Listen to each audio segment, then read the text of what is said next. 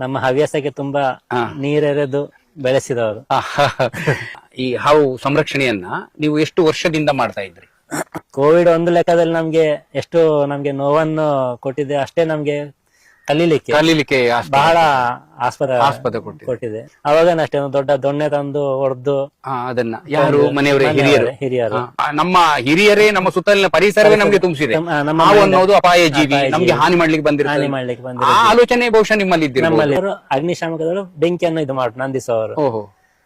ಹಾವಿಗೆ ಕಾಲ್ ಮಾಡುವಾಗ ಅವ್ರು ಬಂದು ಅದನ್ನ ರಕ್ಷಣೆ ಮಾಡಿ ಕೊಂಡೋಗ್ತಾರೆ ಅಂತ ಹೇಳಿ ಬಂದ ಕೂಡಲೇ ಒಂದು ಪೆಟ್ಟು ತಲೆಗೆ ಹೊಟ್ರು. ಅದು ನನ್ನ ಕಣ್ಣೆದುರು ನಡೆದ ಫಸ್ಟ್ ಘಟನೆ.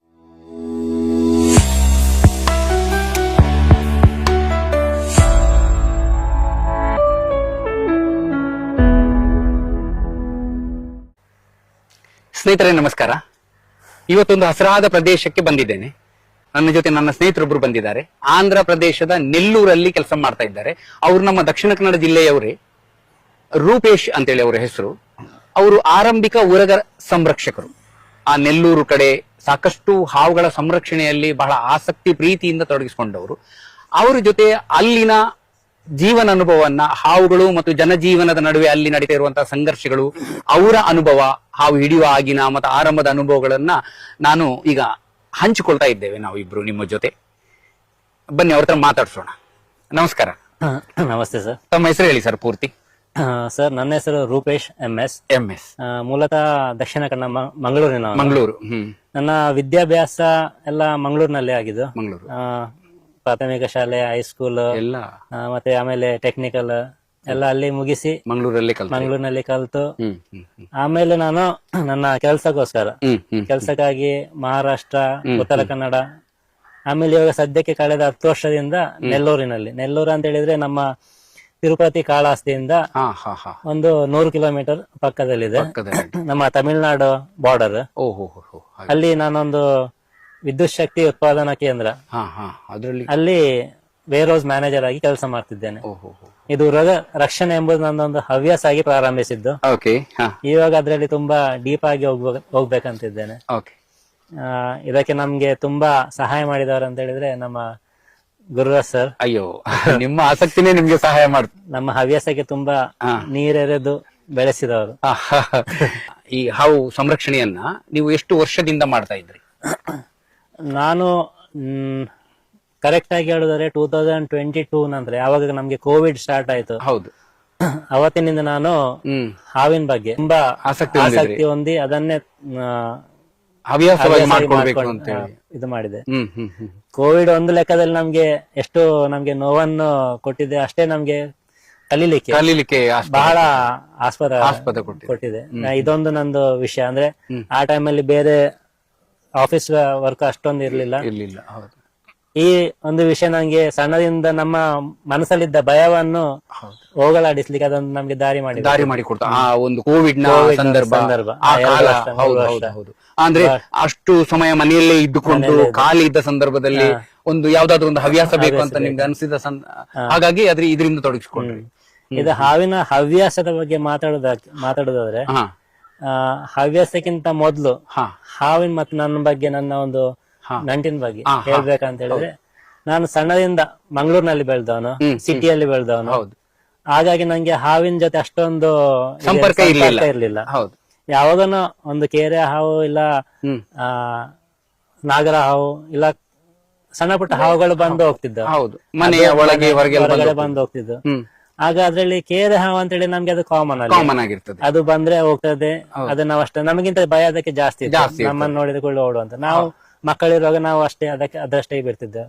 ಆದ್ರೆ ಯಾವಾಗ ನಮ್ಮ ಒಂದೆರಡು ನನ್ನ ಕಣ್ಣಾರೆ ನಾನು ಸಣ್ಣದಿರೋ ಬಾಲ್ಯದಲ್ಲಿರುವಾಗ ನೋಡಿರೋದು ಅಂದ್ರೆ ಕಂದೋಡಿಯನ್ನು ನೋಡಿದ ಕೂಡಲೇ, ಕಂದೋಡಿ ಅಂತ ಇದು ಖಚಿತವಾಗಿ ಗೊತ್ತಿರ್ತಿತ್ತ ನಮ್ಮ ಹಿರಿಯರಿಗೆ? ನಂಗೆ ಗೊತ್ತಿಲ್ಲ, ಅವರು ಹೇಳ್ತಿದ್ರು ಕಂದೋಡಿ ಅಂತ ಹೇಳಿ. ಕಂದೋಡಿಯ ಹೆಬ್ಬಾವ ಗೊತ್ತಿಲ್ಲ.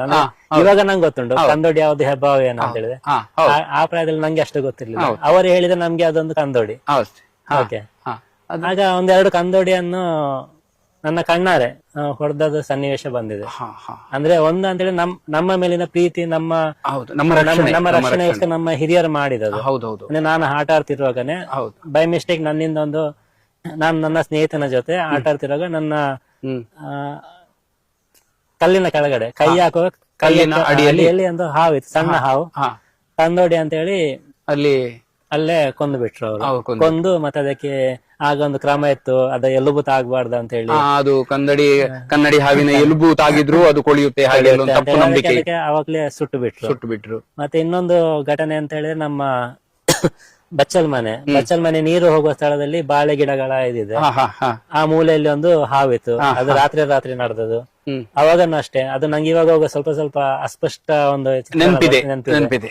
ಅವಾಗನು ಅಷ್ಟೇ ಒಂದು ದೊಡ್ಡ ದೊಣ್ಣೆ ತಂದು ಹೊಡೆದು ಅದನ್ನ ಯಾರು ಮನೆಯವರೇ ಹಿರಿಯರು ಅಂದ್ರೆ ನಮ್ಮ ಹೌದು. ಮನೆಯವರು ಹಿರಿಯರು ಹಾ ಹಾ ಕೊಂದ್ಬಿಟ್ರು. ಆಗ ನಂಗೆ ಅಷ್ಟು ಹಾವಿನ ಬಗ್ಗೆ ನಂಗೆ ಗೊತ್ತಿರೋದು ಅಂತ ಹೇಳಿದ್ರೆ ಹಾವು ಒಂದು ಅಪಾಯಕರ ಜೀವಿ, ನಮ್ಮ ಪ್ರಾಣ ಹಿಂಸೆಗೋಸ್ಕರ ಬಂದಿರೋದು. ಹೌದು ಹೌದು.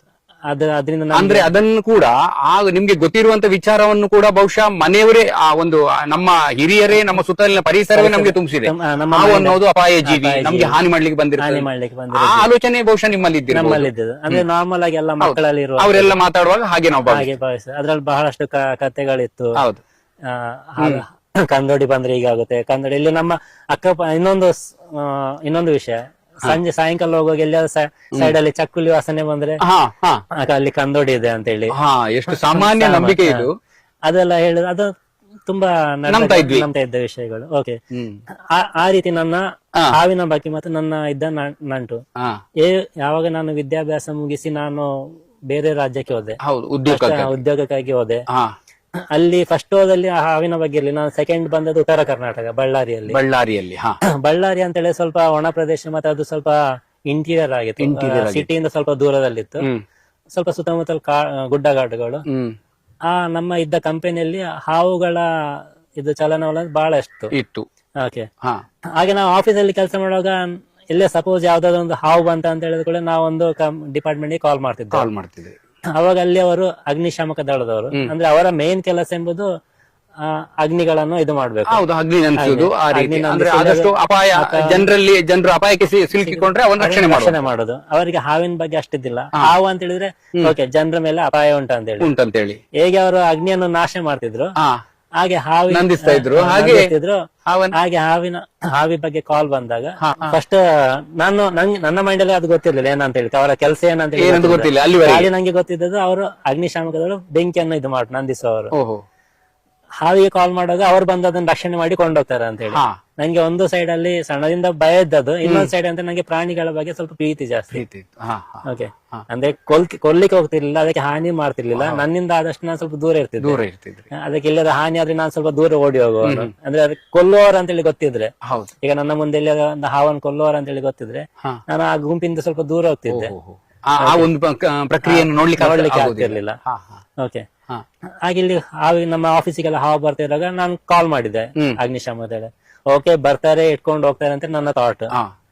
ಅದು ಬಂದ್ರೆ ಅವರು ದೊಡ್ಡ ಕಬ್ಬಿಣದ ರಾಡ್ ಬಂದ ಕೂಡ ಒಂದು ಪೆಟ್ಟು ತಲೆಗೆ ಹೊಟ್ರು. ಅದು ನನ್ನ ಕಣ್ಣೆದುರು ನಡೆದ ಫಸ್ಟ್ ಘಟನೆ. ಅದು ಹೇಳಿದ್ರೆ ಕೇರೆ ಹಾವು. ಅಂದ್ರೆ ನಮ್ಗೆ ಹಾವು ಅಂತ ಹೇಳಿದ್ರೆ ಎಲ್ಲ ವಿಷಕಾರಿ ಅಂತ ನಾಲೆಜ್ ಇರ್ಲಿಲ್ಲ, ಅವರಿಗೆ ಗೊತ್ತಿಲ್ಲ. ಅವರು ಅಂದ್ರೆ ಅದ್ರಲ್ಲಿ ಟ್ರೈನ್ಡ್ ಆದ್ಮಿಗಳಲ್ಲ, ಟ್ರೈನ್ಡ್ ಜನರಲ್ಲ. ದಳದವರು ಬಂದು ಹಾವನ್ನ ಸಾಯಿಸ್ತಾರೆ ಅಂದ್ರೆ ನೋಡಿ, ನಮ್ಮ ಸರ್ಕಾರ ಈ ರೀತಿ ಸಂರಕ್ಷಣೆ ಮಾಡುವಂತಹ ಸರ್ಕಾರದ ವ್ಯಕ್ತಿಗಳಿಗೆ ಅಥವಾ ಸಂಸ್ಥೆಗಳಿಗೆ ಹಾವಿನ ಬಗ್ಗೆ ಯಾವುದೇ ಒಂದು ಮಾಹಿತಿಯನ್ನು ನೀಡಿಲ್ಲ ಅಂತ. ಒಂದು ವೇಳೆ ಅಗ್ನಿಶಾಮಕ ದಳದವರಿಗೆ ಸರಿಯಾದ ಮಾಹಿತಿ, ಹಾವುಗಳನ್ನು ಸಂರಕ್ಷಣೆ ಹೇಗೆ ಮಾಡ್ಬೇಕಂತ ಹೇಳಿ ಒಂದು ಮಾಹಿತಿಯನ್ನ, ಆ ತರಬೇತನ್ನ ಕೊಟ್ಟಿದ್ರೆ ಬಹುಶಃ ಅವ್ರು ಸಾಯಿಸ್ತಾ ಇರ್ಲಿಲ್ಲ. ಅಂದ್ರೆ ಅವರ ಕೆಲಸ ಮತ್ತೆ ಮೇಲಿನ ಮ್ಯಾನೇಜ್ಮೆಂಟ್ ಪ್ರೆಷರ್, ಒತ್ತಡದಿಂದ ಬರುವಂತದ್ದು. ಅವ್ರೇನ್ ಮಾಡ್ತೀರಾ, ಮೇಲ್ ಮ್ಯಾನೇಜ್ಮೆಂಟ್ ಕಾಲ್ ಬಂತು, ಅಲ್ಲಿಂದ ಹಾವನ್ನು ಅಲ್ಲಿ ಏನ್ ನಡೆದಿದೆ ಅದನ್ನ ನಿವಾರಣೆ ಮಾಡಿ ಬಿಡ್ತಾರೆ. ಅದು ಹೇಗಾದ್ರೂ ಮಾಡ್ಲಿ, ಅದನ್ನ ರಕ್ಷಣೆ ಮಾಡ್ಲಿ, ಕೊಲ್ಲಿ. ಅವ್ರ ಮೇನ್ ಅಂತ ಹೇಳಿದ್ರೆ ಕೊಲ್ಲೋದು. ಮುಂದೆ ಯಾಕಂದ್ರೆ ಬರಬಾರ್ದು. ಇದು ಎಷ್ಟು ವರ್ಷದ ಹಿಂದೆ ಸರ್ ಇದು ನಡೆದಿದ್ದು? ಇದು ಸುಮಾರು 15 ವರ್ಷಗಳಿಂದ. 15 ವರ್ಷ. ಈಗ ಬಹುಶಃ ಬಹಳಷ್ಟು ಬದಲಾವಣೆ ಆಗಿದ್ರೆ ಒಳ್ಳೆ ಚೆನ್ನಾಗಿದೆ, ಆಗಿರ್ಬಹುದು. ಅಲ್ಲಿಂದ ನಾನು ಮತ್ತೆ 10 ವರ್ಷದ ಹಿಂದೆ ನಾನು ನೆಲ್ಲೂರಿಗೆ ಬಂದೆ. ನೆಲ್ಲೂರು ಇನ್ನು ಹಾವಿನ ಚಲನವಲನ ತುಂಬಾ ಇರುವಂತ ಪ್ರದೇಶ. ಯಾಕಂದ್ರೆ ಅಲ್ಲಿ ನಮ್ಮ ಆಫೀಸ್ ತುಂಬಾ ಹಳ್ಳಿ ಸೈಡ್ ಅಲ್ಲಿ. ಹೊಲಗದ್ದೆಗಳ ನಡುವಿನ ಇರುವಂತ ಪ್ರದೇಶ, ಹಾ ಅಲ್ಲಿ ಹಾವುಗಳ ಸಂಚಾರ ಕಾಮನ್ ಕಾಮನ್ ಇರ್ತದೆ.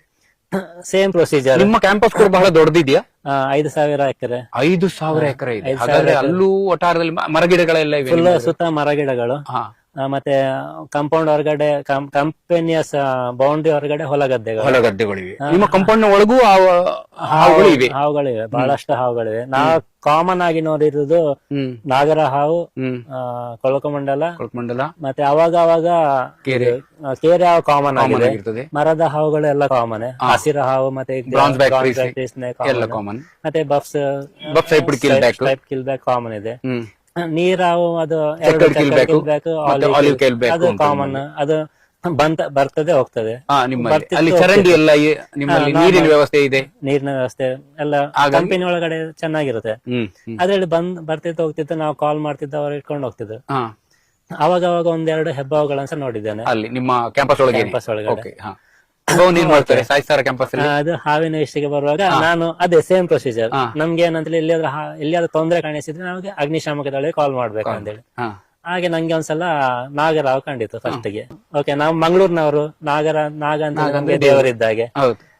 ಯಾಕೆ ಬೇರೆಯವ್ರ ಕಣ್ಣಿಗೆ ಬಿದ್ದಾಕಿ ಉಪದ್ರ ಮಾಡುದು? ಯಾಕಂದ್ರೆ ನಾನು ಅಗ್ನಿಶಾಮಕ ದಳಕ್ಕೆ ಕಾಲ್ ಮಾಡಿದ್ದೆ. ಒಂದು ಮೂಲೆಯಲ್ಲಿ ಭಯ ಅಂತ ಹೇಳಿದ್ರೆ ಓಕೆ, ಇದು ಬಳ್ಳಾರಿ ಅವರಾಗಿ ಅದನ್ನ ಕೊಲ್ತಾರ ಏನಂತ ಹೇಳಿ ಭಯ ಇತ್ತು.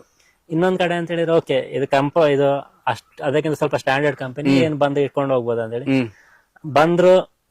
ಅದ್ ಇಟ್ಕೊಳ್ಳೋ ರೀತಿನೊಳಗ ಸ್ವಲ್ಪ ನಂಗೆ ಸ್ವಲ್ಪ ಇದಾಯ್ತು. ಏನಾಯ್ತು? ಏನ್ ಮಾಡಿ ಅದು ಅವ್ರು ಹಿಡಿಯೋದು ಹೇಗೆ ಅಂತ ಹೇಳಿದ್ರೆ, ಈಗ ಒಂದು ಟಾಂಗ್ ಅಂತ ಹೇಳಿ ಬರ್ತದೆ ಹಾವು ಹಿಡಿಲಿ, ಟಾಂಗ್ ಅಂತ ಹೇಳಿ ಬರ್ತದೆ.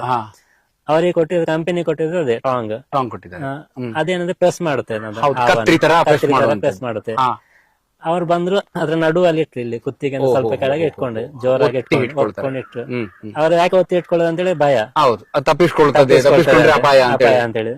ಅವರು ಟ್ರೈನ್ಡ್ ಆದ್ಮಿಗಳು, ಅವರು ಟ್ರೈನ್ಡ್ ಇದಲ್ಲ, ಮಾಹಿತಿ ಇಲ್ಲ ಹಾವಿನ ಬಗ್ಗೆ ಏನಿಲ್ಲ. ಖಾಲಿ ಕೆಲ್ಸಕ್ಕೋಸ್ಕರ ಬರ್ತಾರೆ, ಯಾರೋ ಪ್ರೆಷರ್ ಇಂದ ಬರ್ತಾರೆ, ಹಾವನ್ನು ಹಿಡಿತಾರೆ. ಆ ಹಿಡಿಯೋ ರೀತಿ ಫಸ್ಟ್ ನಂಗೆ ಒಂದ್ ಸಣ್ಣದೊಂದು ಇದು ಬಂತು, ಇದು ಯಾಕೆ ಮಾಡ್ತಾರೆ, ಬಿಟ್ಬಿಟ್ರು. ಇಟ್ಕೊಂಡೋಗಿ ದೂರ ಕಂಪನಿ ಹೊರಗಡೆ ಹೋಗಿ ಬಿಟ್ರು. ಹಾಗೆ ನೆಕ್ಸ್ಟ್ ಟೈಮ್ ಬೇರೆಯವರೆಲ್ಲ ಕಾಲ್ ಮಾಡಾಗ ನಾನು ಹೋಗ್ತಿದ್ದೆ. ಅಂದ್ರೆ ಸಣ್ಣ ಸಣ್ಣ ಹಾವುಗಳು, ಮರದ ಹಾವುಗಳು ಬರುವಾಗನು ಸೇಮ್ ಎಕ್ವಿಪ್ಮೆಂಟ್, ಸೇಮ್ ಉಪಕರಣ ಇಟ್ಕೊಂಡು ಬರ್ತಿದ್ರು. ಆ ಹಾವಿಗೆ ಈ ಹಾವಿಗೆ ಯಾಕೆ ಸೇಮ್ ಇಟ್ಕೊಂಡು ಬಂದ್ರು? ಇದು ನಾಗರಾವ್ ಅಂದ್ರೆ ಸ್ವಲ್ಪ ವಿಷಕಾರಿ ಇದೆ, ಇದು ಸ್ವಲ್ಪ ಇದು ಅಷ್ಟೊಂದು ವಿಷಯ ಇಲ್ಲ. ಅವಾಗ ನಂಗೂ ನಾಲೆಜ್ ಇಲ್ಲ. ಎಲ್ಲಾ ಹಾವು ನಂಗೂ ಸೇಮ್ ವಿಷದ ಹಾವುಗಳೇ. ಯಾಕಂದ್ರೆ ಸಣ್ಣದಿಂದ ಬೆಳೆದದ್ ನಾನು ಅದೇ ಇದ್ದೆ, ನಮ್ಮ ತಲೆಯಲ್ಲಿ ತುಂಬಿಸಿದ್ದೆ. ಅದೇ ಎಲ್ಲಾ ಹಾವುಗಳು ವಿಷಕಾರಿ, ಹಾನಿಕಾರಕ, ನಮ್ಗೆ ಹಾನಿಕಾರಕ. ಓಕೆ, ಎಲ್ಲ ಬಂದ್ರು ಅದೇ ರೀತಿ ಇಟ್ಕೊಂಡೋದ್ರು. ಈಗ 4-5 ಸಲ ನಾನು ನೋಡಿದೆ, ಎಲ್ಲಾ ಹಾವನ್ನು ಒಂದೇ ರೀತಿ ಇಟ್ಕೊಳ್ಳೋದು, ಒಂದೇ ರೀತಿ ಅದನ್ನು ಗ್ರಾಬ್ ಮಾಡೋದು, ಅದನ್ನು ಒತ್ತುವಾಗ ಅದ್ರದೊಂದು ಹಿಂಸೆ, ನೋವು, ಒಳಗಿನ ರಿಬ್ಗಳೆಲ್ಲ ಕಟ್ಟಾಗಿರ್ತವೆ. ನಾವು ಅಷ್ಟು ಫೋರ್ಸ್ಫುಲಿ ಅದನ್ನ ಹ್ಯಾಂಡಲ್ ಮಾಡಿದಾಗ ಅವರ ಪರ್ಟಿಕ್ಯುಲರ್ ಟೈಮಿಗೆ, ಅಂದ್ರೆ ಆ ಸಮಯಕ್ಕೆ ಅದನ್ನ ಹಾವನ್ನು ಹಿಡಿತಾರೆ, ಅಲ್ಲಿಂದ ದೂರ ಶಿಫ್ಟ್ ಮಾಡ್ತಾರೆ, ಕೊಂಡೋಗ್ತಿದ್ರು. ಕೊಂಡೋಗಿದ್ಮೇಲೆ ಮತ್ತೆ ನಂಗೆ ಗೊತ್ತಾಗಿದ್ದು, ಯಾವಾಗ ನಿಮ್ ಪರಿಚಯ ಆಯ್ತು ಅವತ್ತಿನಿಂದ, ಆ ಒಳಗಿನ ಅಂಗಾಂಗಗಳ ತೊಂದರೆ ಹೇಗಿರ್ತವೆ ಅಂತೇಳಿ. ನಾವ್ ಯಾಕೆ ಇಷ್ಟೊಂದು ಸಣ್ಣ ಪ್ರಾಣಿಗೋಸ್ಕರ ನಾವ್ ಯಾಕೆ ಹೆದರ್ಬೇಕು? ಅದನ್ನ ಯಾಕೆ ಅಷ್ಟೊಂದು ನಮ್ಗೆ ಅಪಾಯಕಾರಿಯಾಗಿ ಭಾವಿಸ್ಬೇಕು? ಯಾಕೆ ನಮ್ಮ ತಲೆಯಲ್ಲಿ ಅಷ್ಟೊಂದು ತುಂಬಿಸಿಟ್ಟಿದ್ದಾರೆ. ಇದ್ರ ಬಗ್ಗೆ ನೋಡಿ. ಮತ್ತೆ ಹಾವಲ್ಲಿ ಇಷ್ಟೊಂದು ಪ್ರಭೇದಗಳು ಯಾಕೆ ಅಂದ್ರೆ, ನಾಗರಾವು ಎಲ್ಲ ಒಂದೇ, ಎಲ್ಲಾ ನಾಗರಾವು ಕೇರಾವ್ ಅಂತಿರುವಾಗ ಎಲ್ಲ ಒಂದೇ ರೀತಿ ಇರುತ್ತಾ? ಅದೊಂದು ನಂಗೆ ಎದ್ದು ಬಂತು, ಪ್ರಶ್ನೆಗಳು ಬಂತು. ಪ್ರಶ್ನೆಗಳು ಬರುವಾಗ ನಮ್ಗೆ ಈಗಿನ ಕಾಲದಲ್ಲಿ ಗೂಗಲ್ಸ್ ಅಂತರ್ಜಾಲ ವ್ಯವಸ್ಥೆ ಬಹಳಷ್ಟಿದೆ. ಸ್ವಲ್ಪ ಓದ್ಕೊಂಡು ಹೋಗ ಸ್ವಲ್ಪ ಇಂಟ್ರೆಸ್ಟ್ ಜಾಸ್ತಿ ಆಯ್ತು. ಅದೇ ಟೈಮಿಗೆ ನಮ್ಗೆ ದೇವರು ಕೊಟ್ಟದೊಂದು ಇದು ಕೋವಿಡ್ ಅಂತ ಹೇಳಿ ಬಂತು. ಟೈಮಲ್ಲಿ ಕೋವಿಡ್ ಬರುವಾಗ 2021 ಸಮಥಿಂಗ್, ಆ ಟೈಮಲ್ಲಿ ಸ್ವಲ್ಪ ಫ್ರೀ ಆದೇವು ನಾವು. ಇದ್ರ ಬಗ್ಗೆ ಓದ್ಲಿಕ್ಕೆ ಸ್ವಲ್ಪ ಜಾಸ್ತಿ ಸಮಯ ಸಿಕ್ಕಿದ್ದು. ಯಾವಾಗ ಪರಿಸರ ಶಾಂತವಾಯ್ತು, ಆಗ ಹಾವುಗಳು ಹೊರಗೆ ಬರ್ಲಿಕ್ಕೆ ಜಾಸ್ತಿ ಆಯ್ತು. ನಮ್ಮ ಹಾವುಗಳು, ವನ್ಯ ಪ್ರಾಣಿಗಳು ಎಲ್ಲ ರಸ್ತೆಯಲ್ಲಿ ಬರ್ತಿದ್ದು. ಕರೆಕ್ಟ್ ಆಯ್ತಾ? ಆ ಟೈಮಲ್ಲಿ ನಮ್ಮ ಆಫೀಸ್ ನಲ್ಲಿ ಯಾವಾಗ ವಾರಕ್ಕೆ ಒಂದು ಬರುವಂತ ಹಾವುಗಳು ಡೈಲಿ ಕಾಣಲಿಕ್ಕೆ ಸಿಕ್ತಿದ್ದು. ಆಯ್ತಾ? ನಂಗೆ ಸಂದರ್ಭ ಡೈಲಿ ಎಲ್ಲ ಹಾವುಗಳು, ಖಾಲಿ ನಾಗರ ಇದ್ದ ಬದ್ದ ಎಲ್ಲ ಹಾವುಗಳು ಕಾಣಲಿಕ್ಕೆ. ಅಂದ್ರೆ ನಮ್ಮ ಜನರ ಓಡಾಟನೇ ಇರ್ಲಿಲ್ಲ ಆ ಸಂದರ್ಭ. ಝೀರೋ ಅಂತ ಒಳ್ಳೆ ಮಾಹಿತಿ ಸರ್ ಇದು. ಎಲ್ಲಿ ಪ್ರಶಾಂತ ಆಯ್ತಲ್ಲ ಅವಾಗ ಬರ್ಲಿಕ್ಕೆ ಸ್ಟಾರ್ಟ್ ಆದ ಹೊರಗೆ. ಹ್ಮ್ ಡೈಲಿ ಕಾಲ್, ಅಂದ್ರೆ ನನಗೆಲ್ಲ ಕಾಲ್, ಹಾ ಫೈರ್ ಸ್ಟೇಷನ್ ಅವರಿಗೆ ಅವರಿಗೆ ಕಾಲ್ ಅವರು ಬಂದು ಹಿಡಿಯುವುದು, ಅವರ ಒಂದು ಮಾಡೋ ರೀತಿಗಳೆಲ್ಲ ನೋಡಿ, ಹಿಂಸೆ ಮಾಡೋದು. ಮತ್ತೆ ಅದೇ ಟೈಮ್ಗೆ ನಾನು ಓದಿದ ಇದೆಲ್ಲ ಹಾ ಅದೆಲ್ಲ ನೋಡುವಾಗ ನಂಗೆ ಒಂದು ತುಂಬಾ ಇಂಟ್ರೆಸ್ಟ್ ಆಯ್ತು, ಅಂದ್ರೆ ಹಾವಿನ ಬಗ್ಗೆ ಸ್ವಲ್ಪ ಜಾಸ್ತಿ ತಿಳ್ಕೊಳ್ಬೇಕಂತ ಹೇಳಿ. ಹೌದು. ಮತ್ತೆ ಮತ್ತೆ ಯೂಟ್ಯೂಬ್ ನೋಡ್ಲಿಕ್ಕೆ ಸ್ಟಾರ್ಟ್ ಮಾಡಿದೆ. ಹಾ ಯೂಟ್ಯೂಬ್ ನೋಡುವಾಗ ನಂಗೆಲ್ಲ ನಾರ್ತ್ ಇಂಡಿಯನ್ಸ್ ಕಾಣ್ಲಿಕ್ಕೆ ಸಿಕ್ಕಿದ್ರು, ಅಂದ್ರೆ ಮಹಾರಾಷ್ಟ್ರ ಆ ಸೈಡ್ ನವ್ರು ಸಿಕ್ಕಿದ್ರು, ಹೌದು. ನಮ್ಮ ಸೈಡ್ ನವ್ರು ಸಿಗ್ಲಿಲ್ಲ. ಹಾ ಮತ್ತೆ ನಂಗೆ ಇನ್ನೊಂದು ಥಾಟ್ ಬಂತ ಅಂತ ಹೇಳಿದ್ರೆ, ನಾವು ಮಂಗಳೂರು ದಕ್ಷಿಣ ಕನ್ನಡ ಅಂತ ಹೇಳಿದ್ರೆ ದೇವರ ಇದು ನಾಗನ ನೆಲೆ ಅಂತ, ಅಂದ್ರೆ ಹಾವುಗಳು ತುಂಬಾ ಇಲ್ಲಿ ಸಹ ಇರ್ಬೋದಲ್ಲ, ನನ್ನ ಥಾಟಿನವರು ಇರ್ಬೋದಲ್ಲ, ನನ್ನ ಆಲೋಚನೆಯವರು ಇರ್ಬೋದಲ್ಲ ಅಂತೇಳಿ ಒಂದು ಇದು ಬಂತು. ಹಾ ಹಾಗೆ ಗೂಗಲ್ ಸರ್ಚ್ ಮಾಡಿದಾಗ ನಮ್ ಸರ್ ಇದು ನಂಬರ್ ಸಿಕ್ಕಿದ್ದು, ಗುರುದಾಸ್ ಸರ್ ಇದು, ಗುರುದಾಸ್ ಅನಿಲ ಅಂತೇಳಿ ಅದ್ ಕೆಳಗಡೆ ಒಂದು ಫೋನ್ ನಂಬರ್. ಹೌದು. ಓಕೆ, ಒಂದು ಕಲ್ ಬಿಸಾಡುವ, ಇದೇ ನಂಬರ್ ಕರೆಕ್ಟ್ ಅಲ್ಲವಾ ಅಂತೇಳಿ ಒಂದು ಫೋನ್ ಮಾಡಿದೆ. ಹಾ ಫೋನ್ ಮಾಡಿದ ಮೊದಲ ಕಾಲ್ ನಾನು, ಸರ್ ನೀವು ಗುರುದಾಸ್ ಅನಿಲ ಉರಗ ರಕ್ಷಕರ ಅಂತ ಕೇಳಿದೆ. ಹೌದು ನಾನೇ, ಉಡುಪಿಯವರು ಆಗಿ ಹೇಳಿದ್ರು. ಹ್ಮ್ ಆ ಒಂದು ನಿಮಿಷದ ನಾನು ಒಂದು ಖಾಲಿ ಕೇಳಲಿಕ್ಕೋಸ್ಕರ ಮಾಡಿದ್ದ ಕಾಲ್ ಸರಿಸುಮಾರು 3/4 ಗಂಟೆ ಸರ್ ಮಾತಾಡಿದ್ರು. 3/4 ಗಂಟೆ ತಮ್ಮ ಅನುಭವ, ತಮ್ಮ ಏನ್ ಹೇಳ್ತಾರೆ ಮಾಹಿತಿಯನ್ನ ನಿಮ್ಮ ಜೊತೆ ನಾನು ಶೇರ್ ಮಾಡಿದ್ರು. ಅದು ಒಂದು ಕಾರಣ, ನಿಮ್ಮ ಜೊತೆ ಅಷ್ಟು 3/4 ಗಂಟೆ ನಾನು ಮಾತಾಡ್ಲಿಕ್ಕೆ ಒಂದು ಕಾರಣ, ನಿಮ್ಮ ಮಾತಲ್ಲಿದ್ದಂತ ಒಂದು ಕಾಳಜಿ, ಆ ಜೀವಿಗಳ ಬಗ್ಗೆ ಕಾಳಜಿ, ಪ್ರೀತಿ, ಅವುಗಳನ್ನು ಸಂರಕ್ಷಣೆ ಮಾಡಬೇಕು ಅನ್ನೋ ಒಂದು ನಿಮ್ಮಲ್ಲಿ ಆ ಒಂದು ಯೋಚನೆ ಇದ್ದದ್ದು ನನ್ಗೆ ತಿಳಿಯಿತು. ಅವಾಗ ನನ್ಗನ್ನಿಸ್ತು ಇದು ಸರಿಯಾದ ವ್ಯಕ್ತಿ, ಇಂಥವರಿಗೆ ನಾವು ನಮ್ಮಲ್ಲಿರುವಂತ ನಾಲೆಜ್ ಅನ್ನು ಶೇರ್ ಮಾಡ್ಕೊಂಡ್ರೆ ಬಹುಶಃ ಅವರು ವಾಸ ಮಾಡುವಂತ ವಟಾರದಲ್ಲಿರುವಂತಹ ಹಾವುಗಳು ಉಳಿದುಕೊಂಡವಂತ ನನ್ಗನ್ನಿಸ್ತು. ಹಾಗೆ ನಿಮ್ಮ ಹತ್ರ 3/4 ಗಂಟೆ ಮಾತಾಡಿದೆ, ಮತ್ತೆ ನಿರಂತರವಾಗಿ ನಾವು ಟಚ್ ಅಲ್ಲಿ ಇದ್ವಿ ಡೈಲಿ. ಅಲ್ಲಿಂದ ನಮ್ದು ಕಾಲ್ ಕನ್ವರ್ಸೇಷನ್, ಸಂಭಾಷಣೆ ಬಹಳ ನಡೀತು. ಬಹಳ ಅಂತ ಹೇಳಿದ್ರೆ ತುಂಬಾ ವರ್ಷದಿಂದ ಈಗ ತುಂಬಾ ನಾನು ಕಾಲ್ ಮಾಡಿದ್ದೆ. ಹೌದು, ನೀವು ಅವಾಗ ವಿಷಯಗಳು ನನಗೆ ತೊಂದರೆ ಆಗ್ತದೆ ಏನೋ, ಕಿರಿಕಿರಿ ಮಾಡ್ತದೆ ಹಾಗೆ ಹೇಳಿದೆ. ಇಲ್ಲ, ನಾನು ನನ್ನ ವೀಕ್ಷಕರಿಗೂ ನನ್ನ ಸ್ನೇಹಿತರಿಗೂ ನಾನು ಹೇಳುದು, ಆತರ ಹಾವಿನ ಬಗ್ಗೆ ಏನಾದ್ರೂ ಮಾಹಿತಿ ಬೇಕಿದ್ರೆ ನೀವು ಯಾವುದೇ ಸಮಯದಲ್ಲಿ ಎಷ್ಟು ಹೊತ್ತು ಬೇಕಾದ್ರೂ ನನ್ನ ಹತ್ರ ಮಾತಾಡಬಹುದು, ಚರ್ಚೆ ಮಾಡಬಹುದು, ಪ್ರಶ್ನೆ ಕೇಳಬಹುದು. ಯಾಕಂದ್ರೆ ಒಂದಷ್ಟು ವರ್ಷದಿಂದ ನಾನು ಪ್ರಕೃತಿಯಿಂದ ಪಡೆದಂತ ಜ್ಞಾನವನ್ನ ನಾನು ಮತ್ತೆ ಅದನ್ನ ಶೇರ್ ಮಾಡ್ಕೊಳ್ಳದಿದ್ರೆ ಅದು ನಾಯಿ ಮಲೆ ಹಾಲಾಗಿ ಬಿಡ್ತದೆ. ಹಾಗಾಗಬಾರ್ದು. ಆದಷ್ಟು ನಾವು ಜನರಲ್ಲಿ ಆ ಜಾಗೃತಿಯನ್ನು ಮೂಡಿಸ್ತಾ ಆ ಜೀವಿಗಳನ್ನ ಸಂರಕ್ಷಣೆ ಮಾಡೋದು ನಮ್ಮ ಕರ್ತವ್ಯ ಅಂತ ನನ್ನ ಭಾವನೆ. ಕರೆಕ್ಟ್. ಹಾವು ಯಾಕೆ ಹಾಲು ಕುಡಿತದೆ ಅಂತ ಹೇಳಿ ಕೇಳುದು, ಹಾಲು ಕುಡಿತದೆ ಇಲ್ಲವ ಅಂತ ಹೇಳಿ. ನಾನು ಇವತ್ತ ಕೇಳಿದ ಹಾಲು ಯಾಕೆ ಹಾವು ಕುಡಿತದೆ ಅಂತ ಹೇಳಿ. ಹಾಗೆ ಇವ್ರು ನಂಗೆ ಒಂದು ಒಳ್ಳೆ ವಿಷಯ ಹೇಳಿದ್ರು, ಅದು ನಿಮ್ಮ ಮಾತಿಂದ ಹೇಳಿದ್ರೆ ಇನ್ನೂ ಸಹ ಚೆನ್ನಾಗಿ. ಹೌದೌದು, ಇಡೀ ಕರ್ನಾಟಕದಾದ್ಯಂತ ಇದೊಂದು ನಂಬಿಕೆ ಈಗಲೂ ಇದೆ ಸ್ವಲ್ಪ ಮಟ್ಟಿಗೆ, ನಾಗರಾವು ಹಾಲು ಕುಡಿತದೆ ಅಂತೇಳಿ. ಅದನ್ನ ಅದರ ಎದುರುಗಡೆ ಹಾಲಿಡೋದು, ಅದು ಕುಡಿಯುವ ಹಾಗೆ ಮಾಡುವಂತದ್ದೆಲ್ಲ ತಂತ್ರಗಳು ನಡೀತವೆ. ಆದ್ರೆ ವಾಸ್ತವದಲ್ಲಿ ಹಾವಿಗೂ ಹಾಲಿಗೂ ಯಾವುದೇ ಸಂಬಂಧ ಇಲ್ಲ. ಅವುಗಳು ರ್ಯಾಪ್ಟೈಲ್ಸ್, ಸರೀಸೃಪಗಳು ಯಾವತ್ತು ಸ್ತನ್ಯಪಾನ ಮಾಡೋದಿಲ್ಲ. ಅದೇ ಒಂದು ನಾಗರಾವನ್ನ 1-2 ತಿಂಗಳು ನೀವು ಒಂದು ಪಂಜರದಲ್ಲೇ ಹಾಕಿಟ್ಟು ಅದಕ್ಕೆ ನೀರೇ ಕೊಡದೆ, ಆಹಾರನೇ ಕೊಡದೆ ತುಂಬಾ ತೊಂದರೆ ಮಾಡ್ತಾ ಇದ್ರೆ, ಆ ನಂತರ ನೀವು ಒಂದು ಗಟ್ಟಿ ಹಾಲನ್ನ ಒಂದು ಆ ಪಂಜರದೊಳಗೆ ಇಟ್ರೆ ಅದು ಮುಟ್ಟೋದಿಲ್ಲ. ಇದು ನಮ್ಮ ಅಧ್ಯಯನ, ನಾನ್ ನೋಡಿದ್ದು. ಅದೇ ಹಾಲಿಗೆ ನೀವು ನೀರು ಬೆರೆಸಿಟ್ರೆ 1-2 ಗುಟುಕು ಪ್ರಾಣ ಹೋಗುವ ಒಂದು ಸಂದರ್ಭ ಸನ್ನಿವೇಶಕ್ಕೆ ಅದು ಕುಡಿಬಹುದು. ಅದರ ಅರ್ಥ ಅದು ಹಾಲು ಕುಡಿಯುತ್ತೆ ಅನ್ನೋದಲ್ಲ. ಡಿಹೈಡ್ರೇಷನ್ ಹೌದು, ತನ್ನನ್ನ ಕಾಪಾಡ್ಕೊಳ್ಳಿಕ್ಕೆ, ತನ್ನ ಶರೀರವನ್ನ ಕಾಪಾಡ್ಕೊಳ್ಳಿಕ್ಕೆ ಆ ರೀತಿ ಮಾಡಬಹುದು. ಹಾಲು ಯಾವತ್ತೂ ಕುಡಿಯೋದಿಲ್ಲ. ಜೀವನೋಪಾಯಕ್ಕಾಗಿ ನಾನು ಕೆಲಸ ಮಾಡ್ತಿದ್ದೆ, ಅದ್ರ ಸೈಡ್ ಅಲ್ಲಿ ಈ ಹವ್ಯಾಸ ನಾನು ಮುಂದುವರಿಸ್ತಾ ಹೋದೆ. ಮುಂದುವರಿಸಿ ಇವಾಗ ಒಂದು 5 ವರ್ಷದಿಂದ ನಾನು ನಡೆಸ್ತಾ ಇದ್ರಿ. ಆಲ್ಮೋಸ್ಟ್ 300-400 ಹಾವುಗಳ ರಕ್ಷಣೆ. ನನ್ನ ಪ್ರಶ್ನೆ ಅದೇ ಇತ್ತು, ಇಲ್ಲಿಯವರೆಗೆ ನೀವು ನಿಮ್ಮ ನೆಲ್ಲೂರು ಪ್ರದೇಶದಲ್ಲಿ ಎಷ್ಟು ಹಾವುಗಳನ್ನ ಸಂರಕ್ಷಣೆ ಮಾಡಿದ್ದೀರಿ? ಅಂದ್ರೆ ನಾನು ಮಾಡಿದ ಒಂದು ಮಿಸ್ಟೇಕ್ ಅಂತ ಹೇಳ್ಬೋದು. ನಾನು ಎಲ್ಲಿ ಸಹ ಅದನ್ನು ಫಸ್ಟ್ ರೆಕಾರ್ಡ್ ಮಾಡಿರ್ಲಿಲ್ಲ. ಮಾಡಿಲ್ಲ. ಆದ್ರೆ ನನ್ನ ಲೆಕ್ಕ ಪ್ರಕಾರ ನೋಡಿದ್ರೆ ವರ್ಷಕ್ಕೆ ಒಂದು 80 ಹಾಗೆ ಮಾಡ್ತಾ ಇದ್ದೇನೆ.